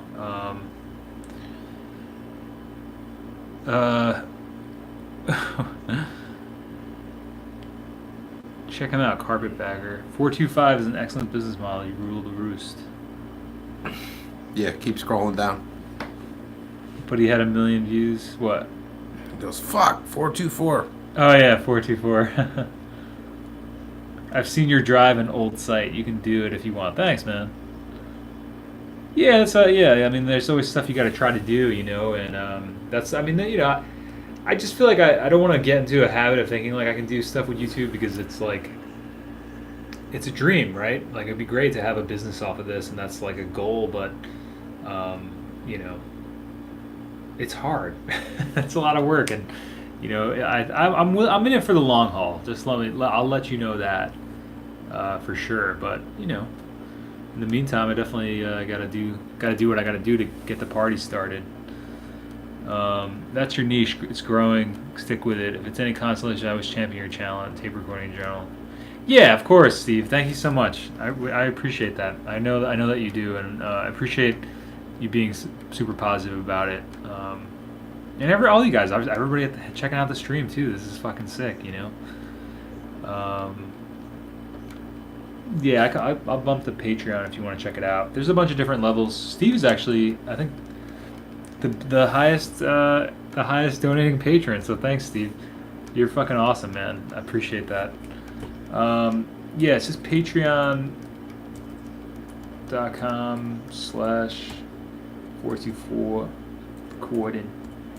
I've been thinking about doing some different things with this. I think it's just a numbers game. It's over time. It's like if you had enough. My buddy Seth does like bike videos, and he makes a good amount on Patreon, but he also has like 500,000 subscribers, right? So it's just a numbers game, really. But yeah.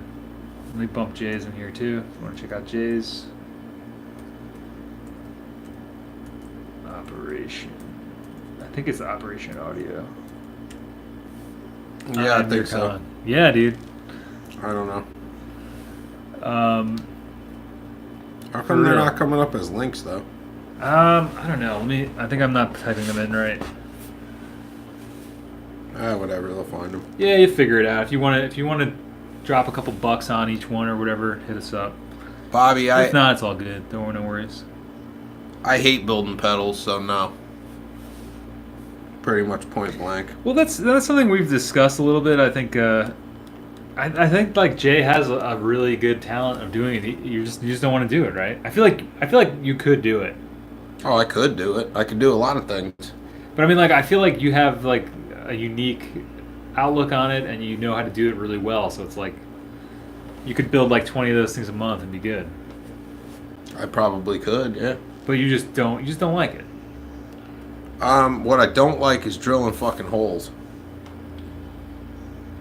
That's what I don't like. Yeah. Oh, not you building them, but managing. Yeah. Well, that's the thing is like, Jesus.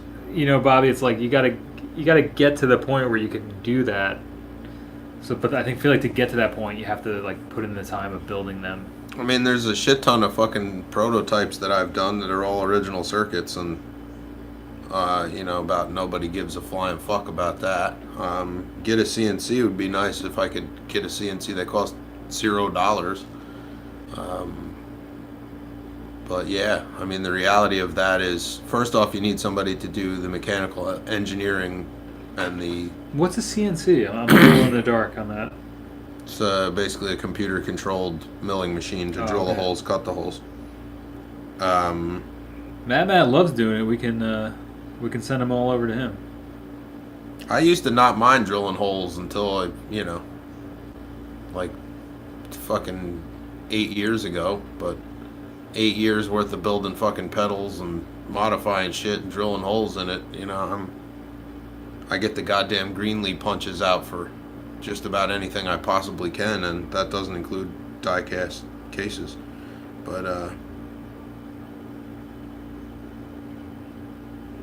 Matt asks, Jay, haven't you built lots of pedals before the task amps? You didn't enjoy building them, or is it that you don't like having the time pressure? I didn't really enjoy even building them, which is why there only exists the box of prototypes. I build them to order because building pedals sucks. So yeah, that's pretty much that. I don't like time pressure either, but that I can certainly deal with.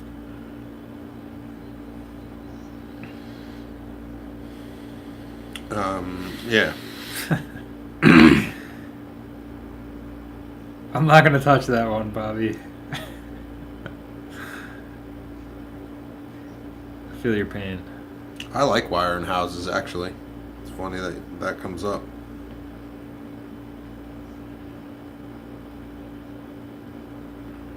Prototypes for EHX. Yeah. Well, that's interesting. Jeremy said just flipping 4 tracks and analog tape. Yeah, I mean that's definitely something I was doing a little bit on the side too. You know, like uh, finding old gear and flipping it. I got a couple pieces right now. I'm doing that with, but that's kind of sporadic for me. I guess if I looked for more of it, that would be good.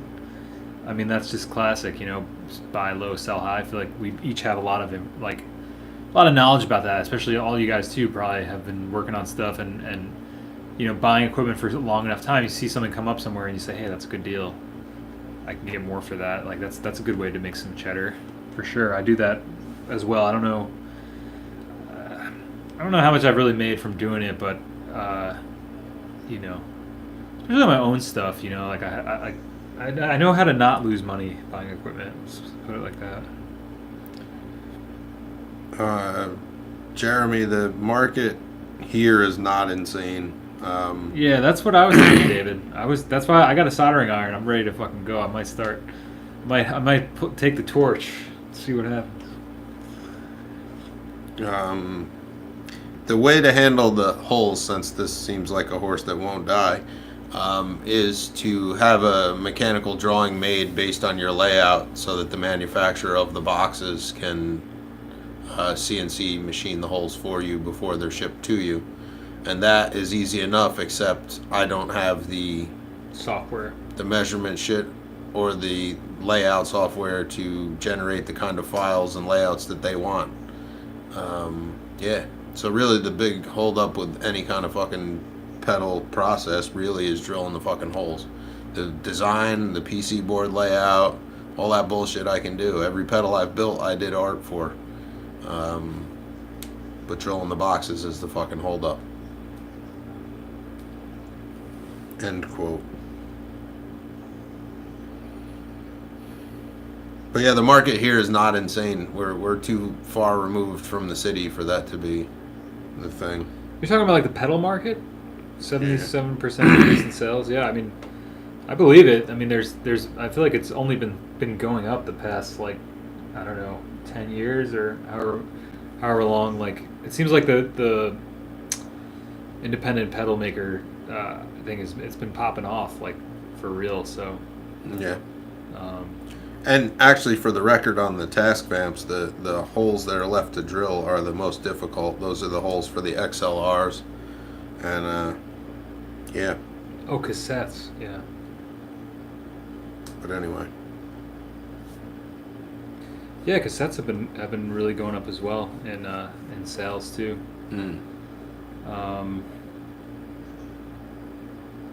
Yeah. Oh, Jody, what's up? I really hate soldering. This has. I'm gonna go back just a second in this chat. Guitar repairabilities. Bobby says he doesn't think I enjoy much. You're right about that, Bobby.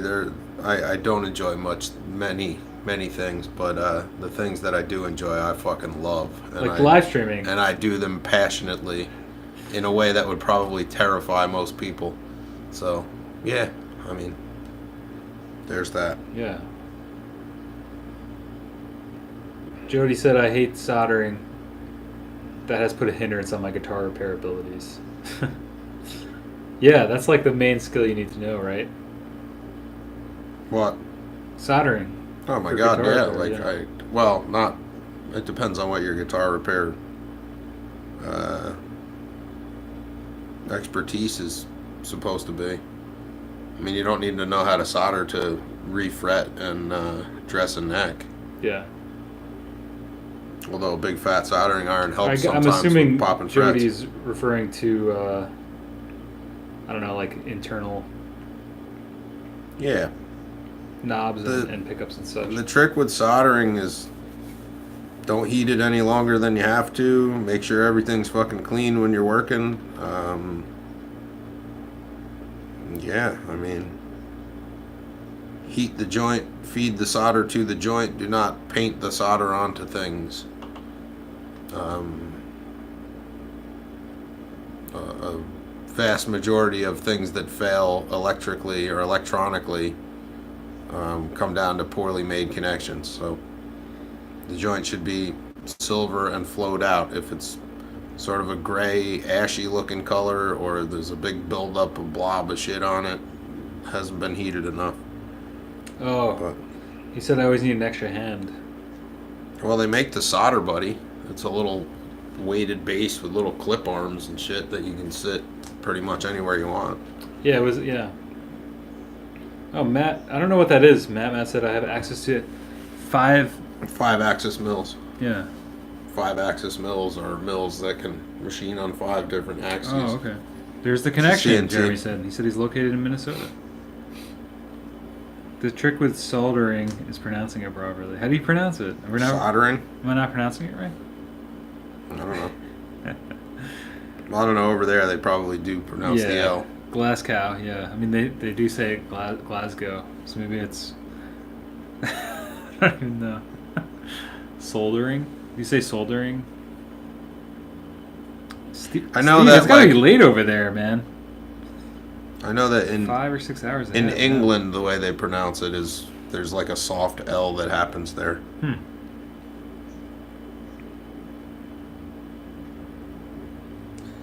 Well, Jay, what do you think? Oh, soldering. Soldering. Soldering. Yeah. I don't know. Craig Anderton has certainly made a career off tinkering. Yeah. But Craig Anderton also designed kits for, what is it, PAIA? P-A-I-A in the 70s and shit. He also wrote those books.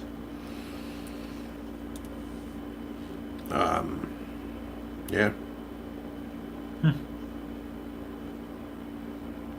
Cool. We enjoy watching Jay and Mike. Thanks, dude. Thanks, Dave. Yeah. Thank you. I hope we put on a good show. I feel like I was getting a little into with the working stuff, getting a little out there, but I hope all that shit makes sense. I don't know. They'll use what fragments apply to them, Yeah. or what fragments they feel apply to them. Yeah. Yeah. Sure. Yeah. Tinkering is one thing that I do enjoy. Taking something that either doesn't work or doesn't do what the customer anticipates and making it do something totally different.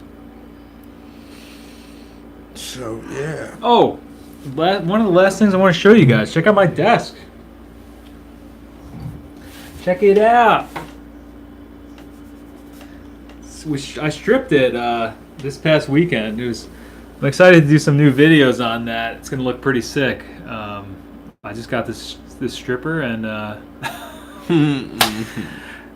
got this citrus stripper. It's this stuff that it's like non-toxic. You just dump it on there and it takes the paint right off. So You went to the hardware store and bought an exotic dancer from Florida. Yep. And Yep. It's a solution you just put on there, and now I'm excited to do some new videos on here. So if you're wondering if I got a new desk in future videos, I didn't, but I did. So very cool. Yeah, David, that shit with the old brittle plastic drives me fucking nuts. I worked on a couple of like old Casio keyboards that somebody had over torqued the screws and snapped off the plastic standoffs that the screws run into. What a fucking pain in the ass. What's the cost of pedal supplies? Thanks, and is Frater. there a profit to be made? Oh yeah, absolutely. There's definitely a profit to be made. The trick with the pedal builds like the Task Vamps is that you gotta have there has to be a nut up front. You have to have a nest egg to start it with, because trying to start that's why we did the Kickstarter, because we weren't going to make them unless we could get the funds to do it, because it's a lot of money to put out in the beginning. That's kind of also another reason why Jay was like, you wouldn't want to do pedals, was because you have to have that. There's a huge up front. If if you make 10 boxes of something but you only sell one of them, then you got $9 of you got 9 parts. boxes worth of shit sitting there. Yeah. Which, I mean, the thing is, like, the channel really helps get the word out about what we're doing, and, that's kind of the whole thing with the pedal. It's like a extension of the channel, it's more of like a Bobby, special thing for people that are into it, You would have to do job costing on it. I mean, it really depends on what it is that you're building. let's say you wanted to do like a fuzz face clone in an average box with just like a sticker logo on it, you know, I mean the upfront on building 20 of those might be $1,500. I mean, it really depends on what you're building it out of and what the design is and how, you know. Don't forget about shipping. Don't forget about I mean that's boxes promoting it, for the thing to live in. Time to you know, build all the stuff that you need to promote it, and pictures. I mean, it's a lot of small things, but it adds up, and it's and there's also stuff that happens along the way too as you're building this stuff, you know. Yeah, I mean So the upfront, like the prototype pedals that I built of my own. I was looking at building 10 of each of 4 that I really liked the best, and I think I gave up on the job costing when I hit like $3,500. It was just like, there's no fucking way.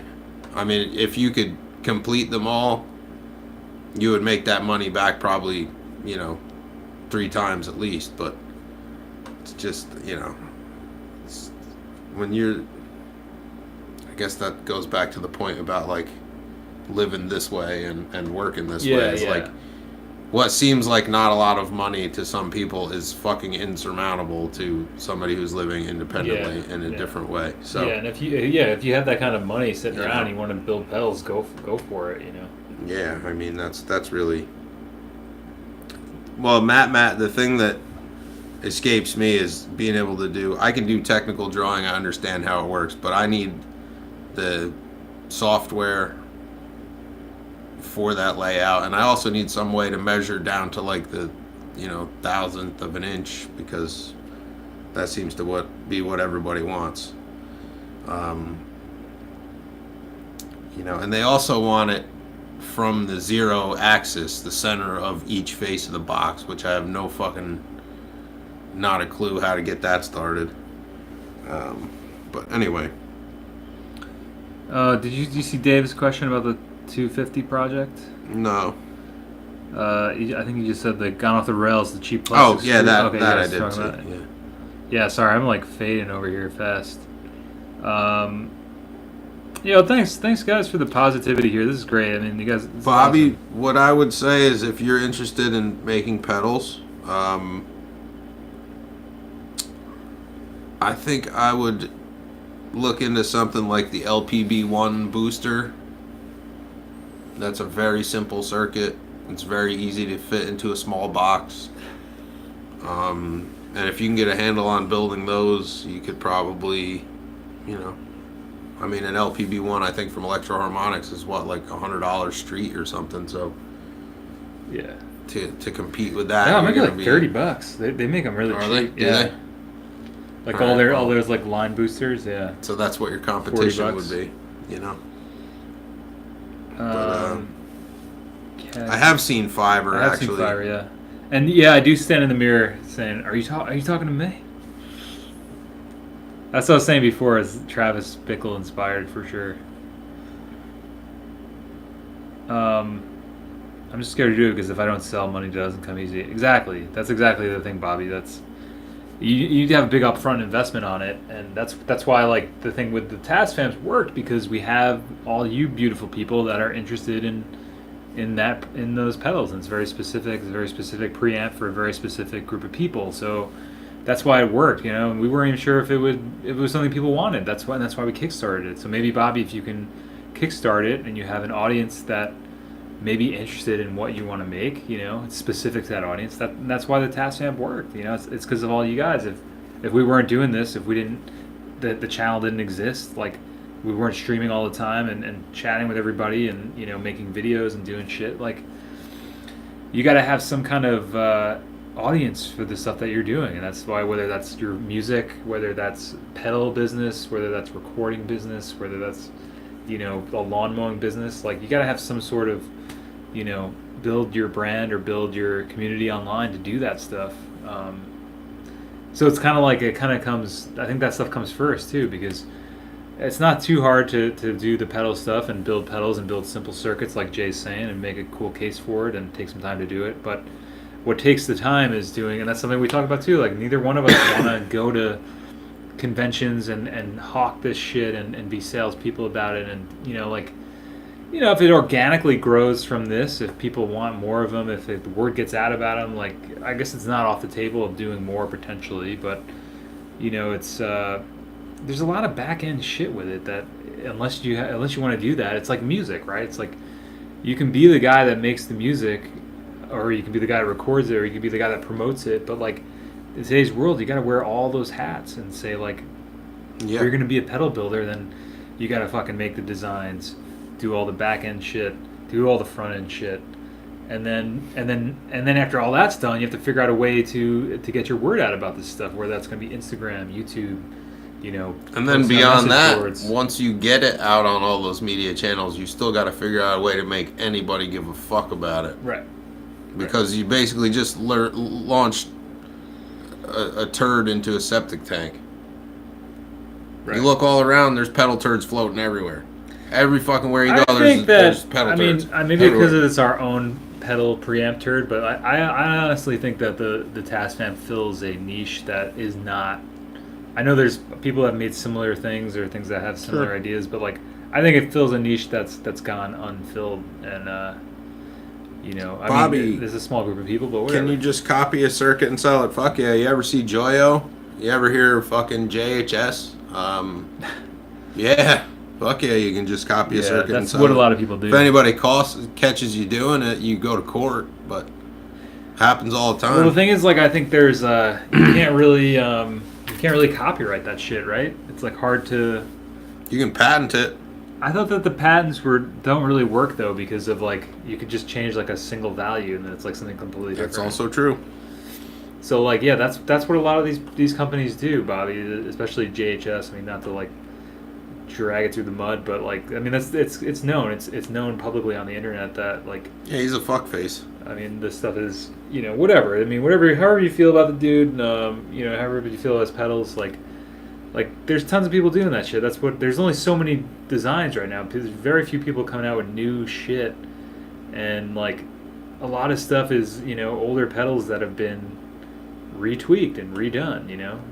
That's the whole idea. Is like Johnny Pedal Maker comes across a Tube Screamer pedal and opens it up and pulls out a couple things and puts a couple things in and says, hey, now this is Johnny's first pedal, and you fucking put it up online and put it in a box, and nice looking box and a graphic, and people buy it. I don't mean to sound fucking. I feel like I'm like super jaded or something. Been hanging out with me too long. Yeah, I guess so. Well, because then I'm like, well, how's the Tascam different? Like, I genuinely think the Tascam's different because it comes from like a place of passion and a place of like that's just shit that I wanted to see in the world. I contacted Jay about doing that and making that because he has to know how to do it. We found a couple like-minded individuals on the internet that wanted something like that, and that's the end of it. It's not. So it's like, I don't know. I keep seeing stuff about Fiverr come up.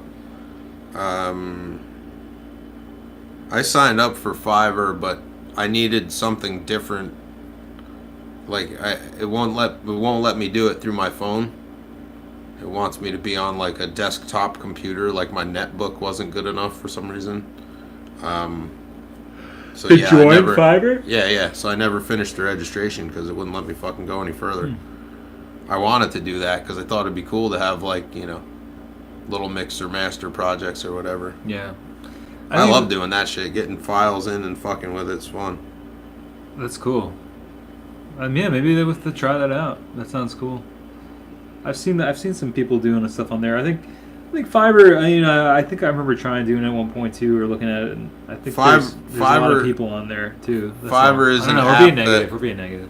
Fiverr is an app that connects people digitally for services, basically. Could be anything. It could be graphic design. It could be audio. Animation, it could be video. It could be like. You can be hired on there to write a guitar line for something. There's all sorts of shit. And the whole idea is that it starts at like $5, so that's why it's called Fiverr. So it's like, give me $5 and I'll, make a guitar lead with my CE2 chorus pedal on your newest jam, But then it scales up. So then you say like, if you want me to do like 4 revisions, like somebody was saying, I'll give you 4 revisions. It'll be $20. want me to Yeah. mix and master a song, I'll do the first pass for $5, but then after that it's 200. I don't know how it works, but Well, it's a scale that you set. I'm pretty sure. I've seen different things on there. I've seen people doing things for $5, and then I've seen people doing things for like hundreds. Well, $100. usually the entry price is $5. Right. Right. Well, that was the whole idea. Your entry price can be less than $5 too. Right. Could be $1. The idea is if you need something done on the cheap and you're starting, say you want a logo for your brand, you want a logo for your pedal company, you go to Fiverr and you look up pedal logo or logo design, and then you say, look at a bunch of people's offerings and say, hey, I'll try these, and you pay them $5 and they get you a logo in whatever 24 hours, 48 hours or something. So it's basically like an independent contracting type of site, freelance type site. It's about connecting freelance with People customer who base. who need this. Yeah. And it's all over the world too. It's a global thing. Yeah, for sure. There's a lot of people doing stuff. So, all right, I need pizza. It's 9:13, and so we're gonna wrap. All right, that sounds good, Jeremy. Yeah, definitely. Come through If you need whenever. help, Yeah, and hit then go us to up. anybody else. Mixing, mastering, hit us up. Jay, and of your producing work on YouTube. And we got to just answer, Steve was saying, imagine a delay pedal that utilizes an endless loop tape, a loop tape that changes speed depending on what timing of delay you want. That would be class. Any of my I producing think there's work. might be something out there like that, Steve. I'll send you a link to it. Yeah, you're going to make a channel? I think that's what they're asking. That's what I mean, man. I think if you made a channel with your pedals on it, Yo, even what I those- need is those- editing software. those prototypes for fucking that you video, have, man. man, like, I think I have an old version of Final The Cut Pro. pedals, man, just forget it. Like, forget it. It comes up all the time. Just forget it. That's it. Off the table. Okay. All right. So that's how we feel about the preamps and the That's pedals. how I feel about pedals, man. If you want to pick that torch up, that's on you. I don't know. I'm gonna see. There might be more coming. I don't know. I had a couple ideas for some that I wanted to do, but we'll see. I don't know. I'll see if I can do the skills. I'm sure this guy can contract him to help me out. So maybe it'll be something in the future. I don't foresee doing it more than like small batches for good friends and acquaintances through the channel. So Yeah. and we got to get the first one done first before we talk about number 2 or 3, whatever. So yeah, I hope that answers all your questions about everything. We had some jokes about Nazism earlier today. We don't condone anything with Nazism. Absolutely not. So I just want to make that clear. So yeah. I hope nobody took any of that stuff personally. I hope that doesn't offend anybody, but It offends me greatly. sorry, Jay. So I'm sorry I got the Hitler Youth haircut, but Bobby, it is what it is. things that I've worked on and recorded would be most easily located via Bandcamp, I would think. But yeah. Yeah, it's all kidding. Oh, Steve, you are a Nazi. Okay, Well, that's not good. a recording Nazi, I hope. Yeah, I'm not even gonna touch that. I'll just leave it. Steve, I hope you get some sleep, my friend. Insomnia is not good. David, I hope that your hearing pulls And through, my friend. If you hang on just a second, I will drop you Not a Nazi. I will drop you the most recent. Rangoon. All right, Rangoon. To clarify, if I went back in time, I would kill Hitler. Okay, Heart. We got it. Shit, I did the wrong thing. Yeah, it's all kidding. It's all joking around. So I mean, I just want to make it clear. It's all Yeah. no biggie. Get this the fuck out of the way. What are you looking for? Hold You want on. to put a link? I could put a link in. I'm gonna put a link in right here. All right, so Bobby, if you want to hear like the latest thing, this is not even on Bandcamp yet. This is straight out of my Dropbox. How about Oh, that? you guys are getting the. This is one of the masters. This is the Tad Master. One of them, yeah. Cool. This is not the final, but it's the final mastering treatment. It's not the final edit. So there you go. All right, I gotta go turn on the Lyft app and see if I can get some rides while I drive Jay over to the pizza I was place. gonna say I need to ride up to some pizza. All right. Fucking Make sure you do something sandwich. you want to do today. Who knows? Pedals, preamps in the future. Who knows? We'll see what happens. We're gonna I'm gonna keep working on this guy over here, but no. Thank you guys all for Working hanging on me out. is not going to help you. Working with me might. Okay. We have some hope. So make sure you do something you want to do today. Make sure you do something you want to do all the time, and figure out what it is that you want to do, and just go for it. Steve, you should listen to the track that just came out from the Irish band that I work with. It's called No Queen, No Crown. It's all about fuck the queen. Where's that coming? When's that coming? Hold on, let me find it. And this is going to be the last thing. Yeah, we're running late tonight. Wow. Late. Yeah, that's funny. I had it on top chat and skipped the fuck the fuck? queen. That's funny. I had to turn it to live chat.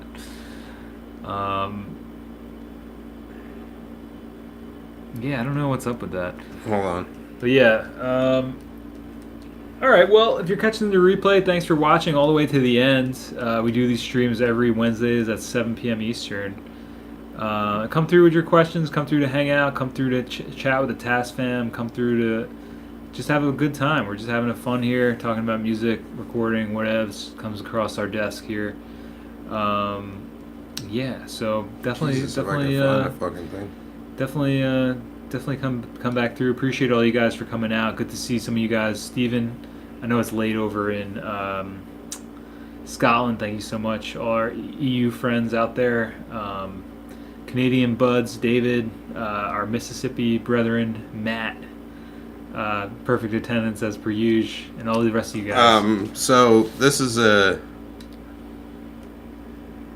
like an Irish punk band. Jeremy, good to have you back, man. Yeah, no, I get that you're from Scotland. I understand that. Scotland. But these guys are,